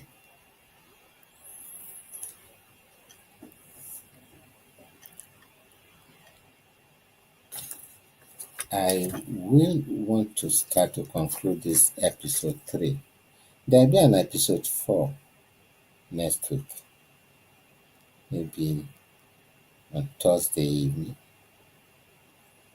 Then I'll give a clear picture of some of the steps that are taken and the position some people hold in terms of Nigeria and the events that precede the construction of Nigeria. It took 8 years of diplomatic battle between the French and the British to decide the boundaries that became what we now call Nigeria. And that's why my great friend, Mr. Falola, who wrote a book on this, I have his copy. There's not a modern day Nigeria, there's just Nigeria. If you say about modern day Nigeria, it's as if there was a Nigeria before the British came. There was nothing like that. So the problem of semantics, the problem of words usage. Let us try to talk to each other. We are not educating, but we are opening up our minds to some of the mistakes we make when we are trying to position ourselves. Well, if you call it educating, it is. And lára wa lóhùn ni a fi nǹkan yéra wa. The same thing under President Goodluck Jonathan. Throughout 2013, before 2014 came, there was a running program on CNN saying we're using some little kids. Some of you will remember what I'm trying to say now. Saying that in 1914, our elders came together to form a country called Nigeria. That was the greatest historical falsehood that ever came out. Because they paid for it, and because most Nigerians did not know how to get onto CNN as at the time to tell them that they are committing a very grave error of information. Saying those because they have been paid for that advert throughout the year. It was only stopped at December 2013, if you remember. I told some people, let us talk to CNN. They should stop this advert. It's a falsehood. Our elders never came together to form a country called Nigeria. There was never any place where they sat down together and said they wanted a Nigeria. It's the owner officer. Because at that time, how many of them understood the English language? Except in the West, with people like Shapara Williams, who was not even part of the game. He was opposed to the existence of Nigeria. Like he said in this memoir before he died that Nigeria that we are creeping into, I use my words, that is going to destroy the Yoruba civilization for the next 200 years. That's what he said. We should not allow his prediction to happen. Let us wake up. Kajigiri, Kakuro, Otogel. Should not allow. And even if most of you don't know, Egba land was not part of Nigeria until 1918. They were forced into it using the magazine gun employed by Lugard. And he came with his troops from the north. This time around, he used outside troops. The time he wanted to conquer the Fulani Emirates in Sokoto and he used Middle Belt troops and Yoruba troops. About 70 powerful Yoruba men were employed in the sack of Sokoto and Kano. But this time, Baland, Abeokuta, they used Fulani people. You see, when you grow up and you say you want to practice politics in Nigeria, all these things are things you should have already known to find out, am I going to be able to reach out to the minds of the people I don't know. Zik and Awolowo did not know the North. Awolowo did not know the East. It's not about knowing the individuals, knowing the people on the ground. They could be friends to a few individuals, but it does not say that they know the people on the ground. What's their mindset? What's their lifestyle? What is their origin? We refuse to look into all this.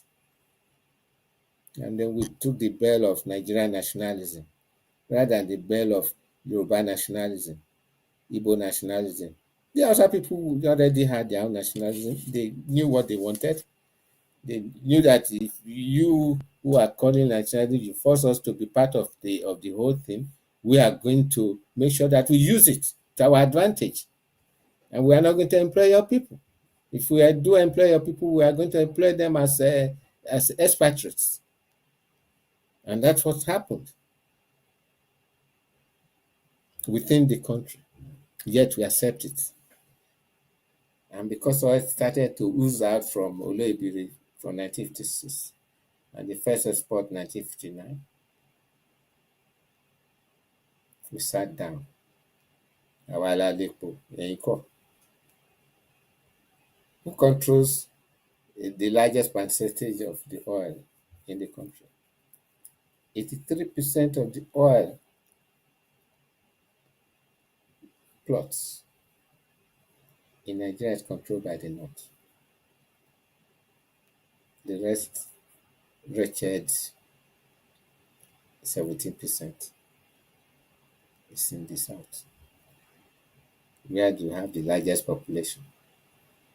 Coming to the point of population, which is one of the things we're going to do in the next episode 4, the distribution of population.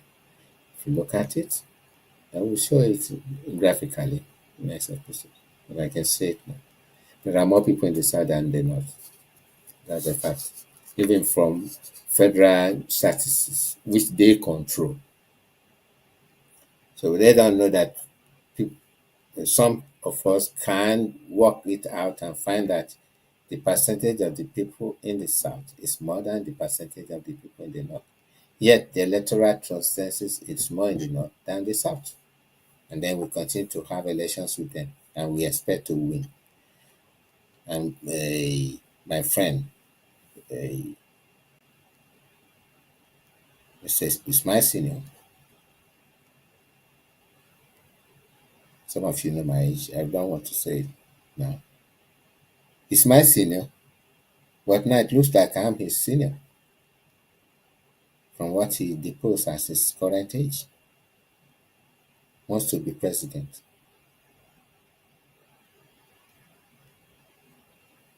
Does he think the Northerners are going to vote for him just like he reloaded orin tá à ń kọ Buhari ló lè ṣe bàbá, where every little kid in every corner of Yoruba land was singing say baba? It was a sad story then. I told some were weeping when I told them that we are digging ourselves into the gravest danger the Yoruba race has faced. That was 2014.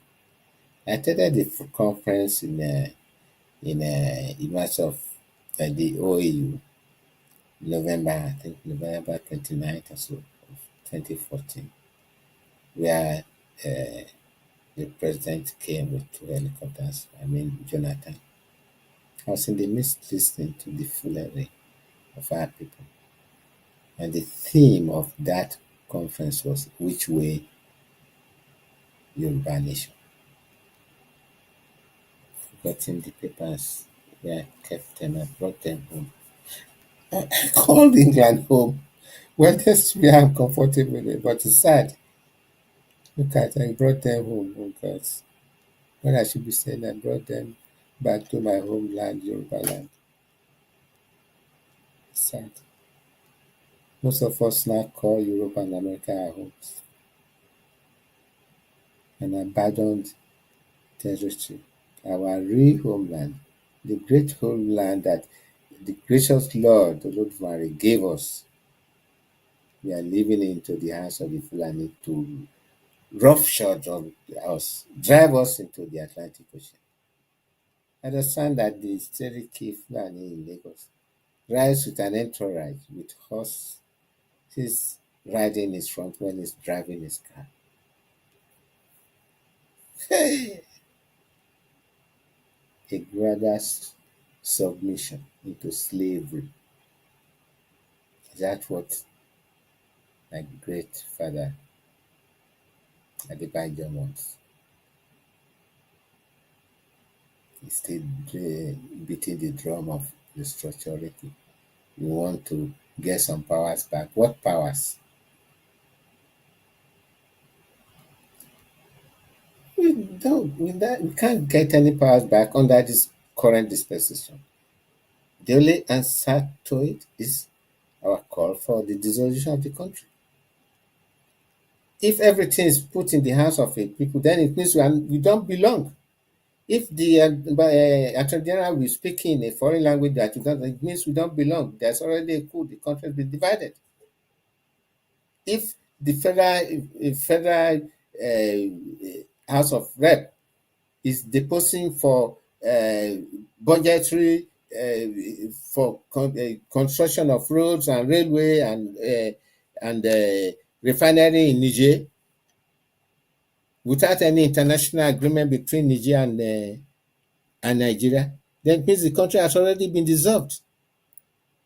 If the borders in the north is open and the southern borders are closed, it means the country has already been dissolved because there's an extension of the country into Niger. So we are now Nigeria. Look at the map.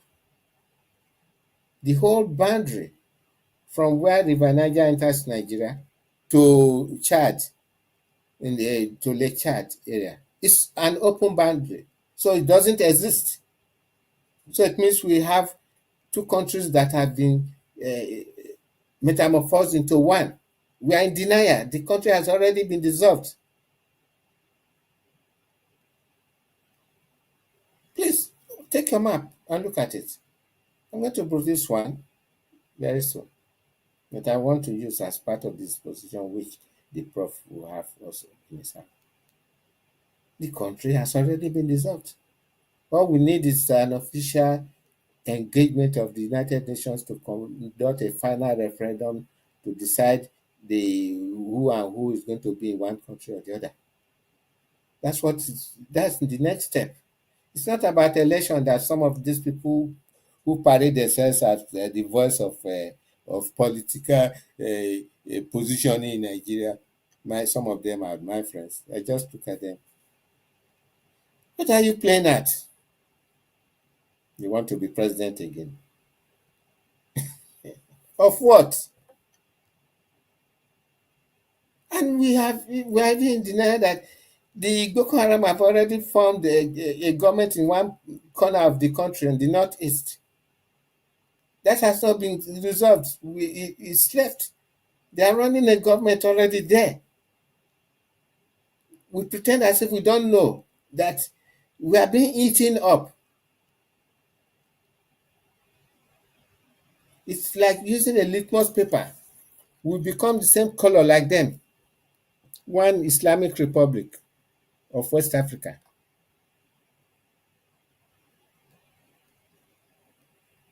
Is that what we want?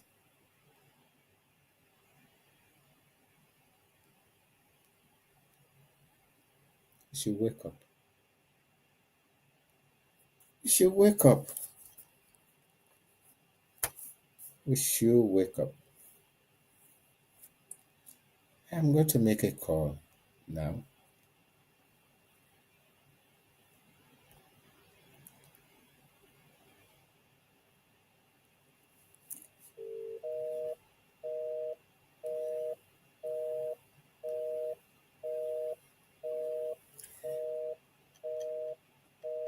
Yeah, looks like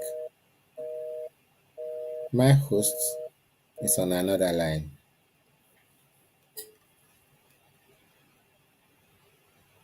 There's much to say. The changes in Africa will start with Nigerian dissolving. The changes for science and technology in Africa will start with Nigeria, not the deceit of propaganda. Oh, 5 million people will benefit from solar energy in Nigeria. Have we solved the problem of constant flooding of Lagos from Oyo Dam or even the River Ogun that overflows its banks most of the time every year? God's given water, all the other rivers flowing freely into the sea that we are not utilizing for our growth.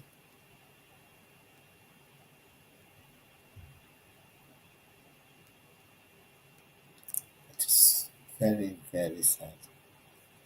And we should all wake up collectively and start to talk. I want to engage every one of us. Because èèyàn yìí ní mí gbogbo èèyàn mi ni yín, ẹ̀yin náà gbogbo yín èèyàn mi ni yín.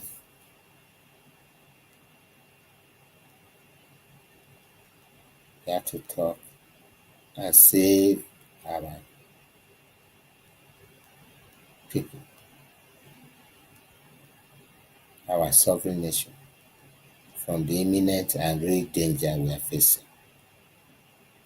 We should not be in denial anymore. We should not be in denial. It is sad. The people we have around us, right on the ground at home, don't love us. But in the South, we can cooperate with those in the South to effect the dissolution. Then when that is done, that the Southern Protectorate and Northern Protectorate should dissolve into two countries as they were before. And then the people in those protectorates will now decide where to belong and how to relate to each other in terms of trade, commerce, industry, and communication. That can be done. Great Soviet Union, as powerful as it is with all its gun blazing, got dissolved. What's the name Nigeria that we are scared to dissolve? Little Estonia, Latvia, and Lithuania all got their independence. Same thing with the other 15 new countries in the Soviet Union. The Azerbaijan, the Georgia, the Tajikistan, they have got their independence and they're developing according to their wish, their dream. And now, the velvet people, Czechoslovakia, that was one big thorny name that we couldn't pronounce properly during geography lessons. If our teacher wants to, this punish us to say, spell Czechoslovakia. That's a very big tax. Has it not dissolved? 1993. And products coming from there are of the highest quality now. When they were together, they were unable to sit down to plan properly for their future because they were not the same people. Some of you remember the Skoda car, a car that was highly derided worldwide. Some of them that came to Nigeria. Skoda ló rà ni. Hey, Mamura, Skoda, Uvera bought Skoda ló parí rẹ̀ sí. The Skoda car is one of the best cars in the world now today. Now managed by Czechs, not Czechoslovakia. The Slovaks are managing their own. That's what progress brings about when the people understand the need to obey God's law. When God says you are a country on your own, you should be a country on your own. You should not now start to subsume other countries into you and become one and start saying that you are one. Look at Europe. Even though they have a European Union, they don't say they are one. They just have a common agenda of development in their various countries separately with their various head of states. That's what I wanted. That's what I want for Nigeria. Let everybody develop, just like what I told the Emir of Kano, later Dubai, very wise man. He knew I was telling the truth. Our group was telling the truth. And he sought one of us out, and it happened to be me. He sent Remy to ask one of his Yoruba friends to find the people in London who have sent this book to Nigeria. And it happened to be me. They saw I was one of the names on the back of the book, Alex Fulani Ajala. The book is here. It was produced in 19. We are going to reproduce it again. Southern Nigeria Solidarity Movement, SNSM. Southern Nigeria, the case for self-determination. That was published in 1999,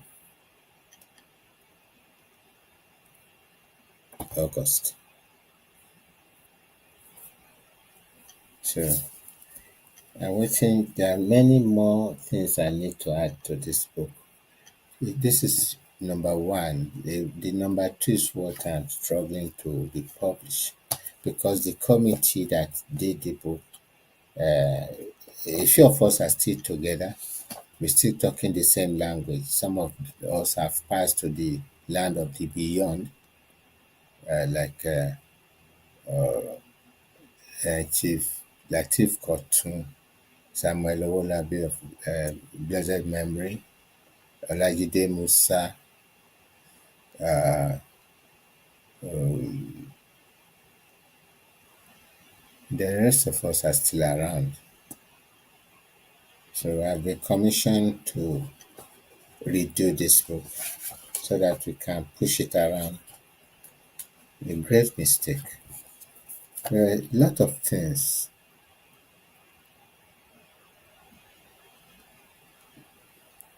Up to the point of publication, we were still getting information as to what to add, even from the economists that we published in the back of the book. This will be a great read for most of us.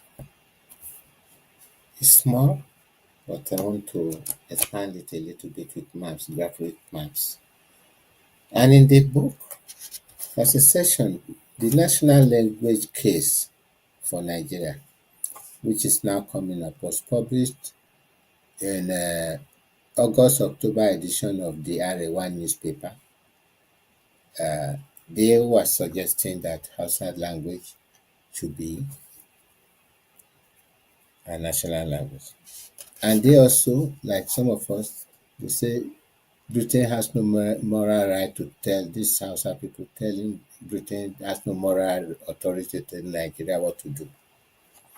Yet we are the ones accusing Britain of àwọn náà ń gbé agbára fún wọn. Wọ́n ṣe kíni kan ìbáwo. There are many things that we are doing wrong. Many things. We are loved people that we don't know that we are loved. And that's a fact. But because, you see, we are wrapped up in that mindset of a Pan-Africanism. The white man does not want progress in Africa. That is not true.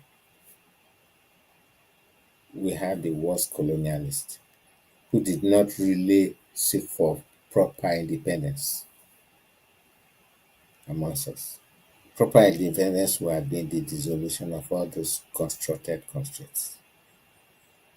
Because if you look at the communique of the first meeting of the OAU in Addis Ababa, where it was also a meeting of trying to patch up the differences between the Nkrumah group and the Balewa group. The Nkrumah group had this vision of a united Africa. There was a song that time, the Federation of African Nations, Ghana, Guinea, Mali, and all that. And if you look at the map of West Africa, Ghana, Guinea, and Mali are so far apart. Only the head of states know themselves. The people don't know themselves. You see, we fool ourselves. That was my first question then when I was young. I said, oh, Ghana, Guinea, Mali, quickly. Well, you see, thank God for our law. We were provided with everything that is required for knowledge.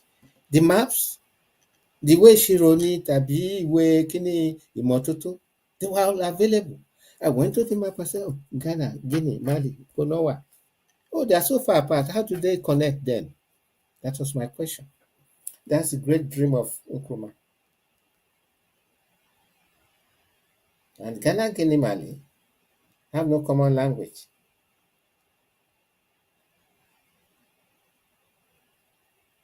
Language is important in the development of nations.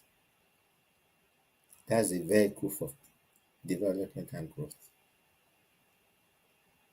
If you don't have that, if you are using a foreign person's language to say you want to develop, you will never develop. Unless perhaps if you are a people of a one language structure, like even Botswana. Botswana was called in the old maps of Africa Bechuana land because the British could not pronounce, the British colonialists could not pronounce Botswana, so they just called it Bechuana land. Full stop. And the other man, Cicero, now thought that he was creating an empire in Central Africa, said a federation of Southern and Northern Rhodesia.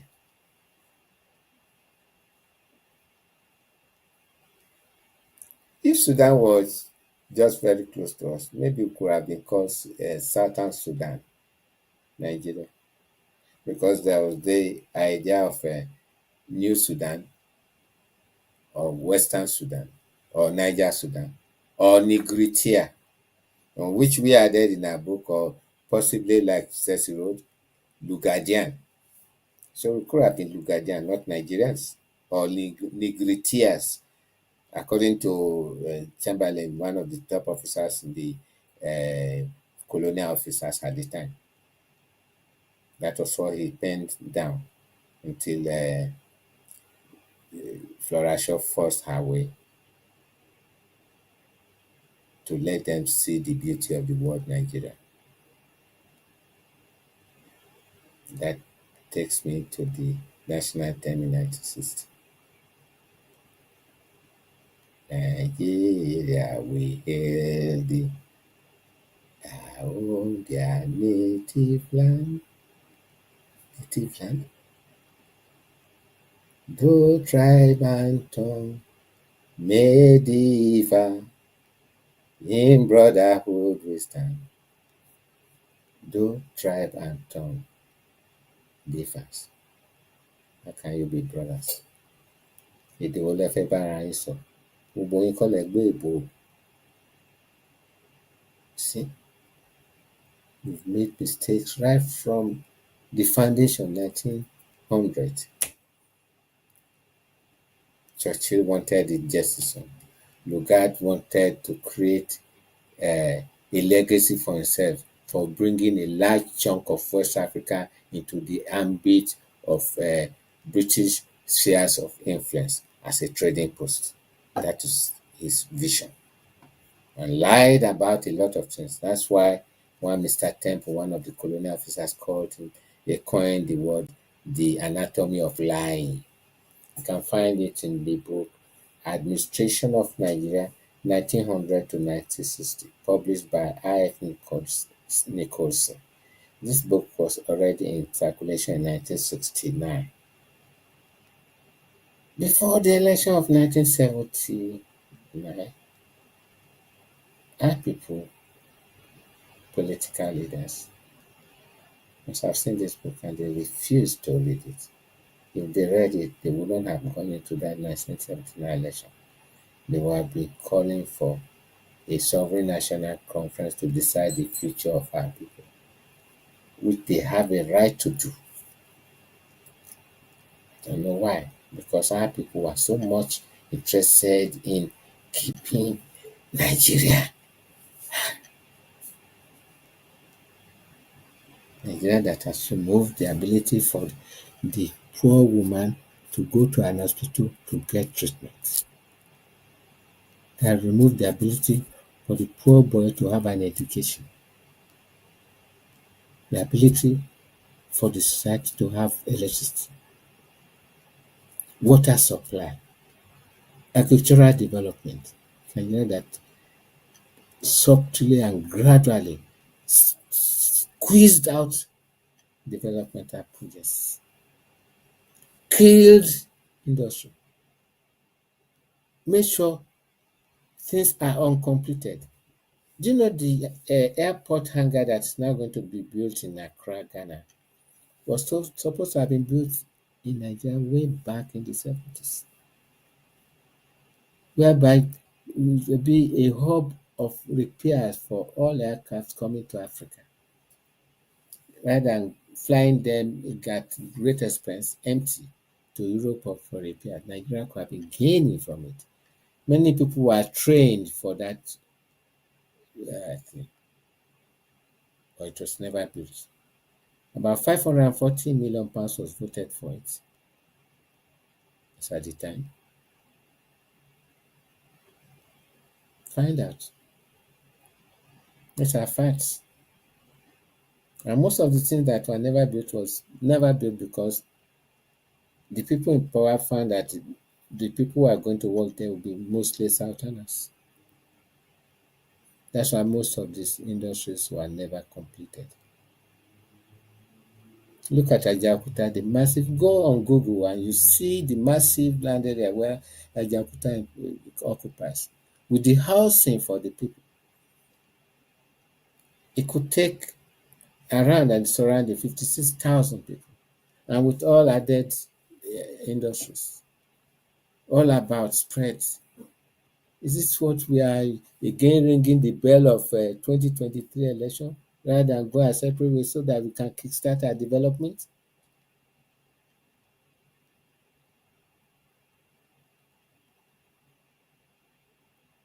And like that steel factory was supposed to be producing sheets and not rods. What did they do? They turned into a rod producing factory. Sheets for industry, sheets from so that all those uh, motor industries that were in Nigeria, like Leland's, like the pan of Nigeria in Lagos, like Pojo, will be processing press sheets for the parts of the cars, so that import of completed knockdown parts, CKP, yes, complete CKP, completed knockdown, CKD, CKDP, CKDP, completely knocked down, will be reduced, and the monies will stay in Nigeria for development. Where are we now? Stay even that one in Bauchi, in their own homeland, is gone. They managed Pan for quite a while. I think Pan is also gone. That's Pojo Automobile of Nigeria is gone. The Volkswagen Von in Lagos is gone. Depots are still maintaining a semblance of motor assembly and making. What is in Yoruba land? Nothing. After there's no electricity.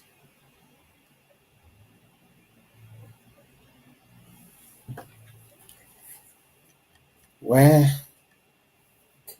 I believe I should be rounding up now.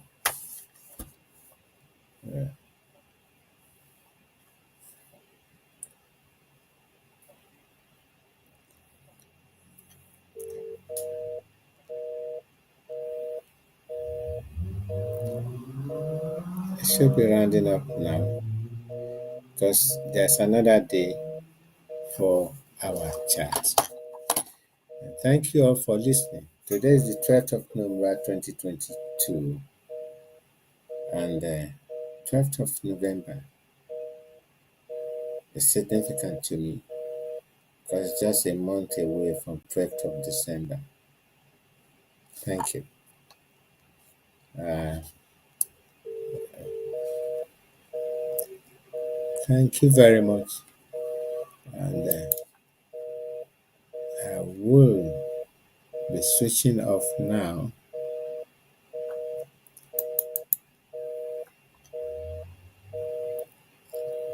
Because bí Yorùbá ṣe máa ń sọ, àbọ̀rọ̀ ló ń sọ fún ọmọlúwàbí. Ó dà pé àbọ̀rọ̀ mi yẹn ti wá pọ̀ jù lónìí. Torí pé mo kàn rántí àwọn nǹkan tó yẹ ká sọ. And some of the things for the next one, I will read some sections of the book that is coming out to you so that you know exactly where we stand. We don't have a country, and that's a fact. That's a fact. We should wake up. Wake up, wake up. Bye, people, wake up, wake up. We should stand up to speak with one voice. We should not go into the pit of nothingness. Ká má dàbí ẹrin tó ń tẹ́ ẹní sílẹ̀ fún iwájú ẹ̀, tó ń gbé ìtẹ́ ọba sí ọ̀kan pé kó jó lọ jókòó sí orí ìtẹ́. Àṣé kòtò ló wà ńbẹ̀. Kòtò ni o.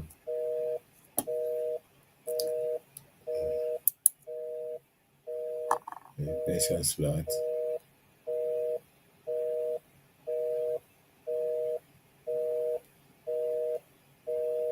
Guide us. Amen. Ọlọ́run Olódùmarè á dúró ti gbogbo wa o. Á jẹ́ kó yé wa o. Ilẹ̀ Yorùbá la fẹ́ o. Ó dàárọ̀, mo kí gbogbo yín o. Mo kí gbogbo ẹ̀ tẹ́ ní àyè láti bá mi sọ̀rọ̀, tẹ́ láti gbọ́ nǹkan tí mo sọ ní òní.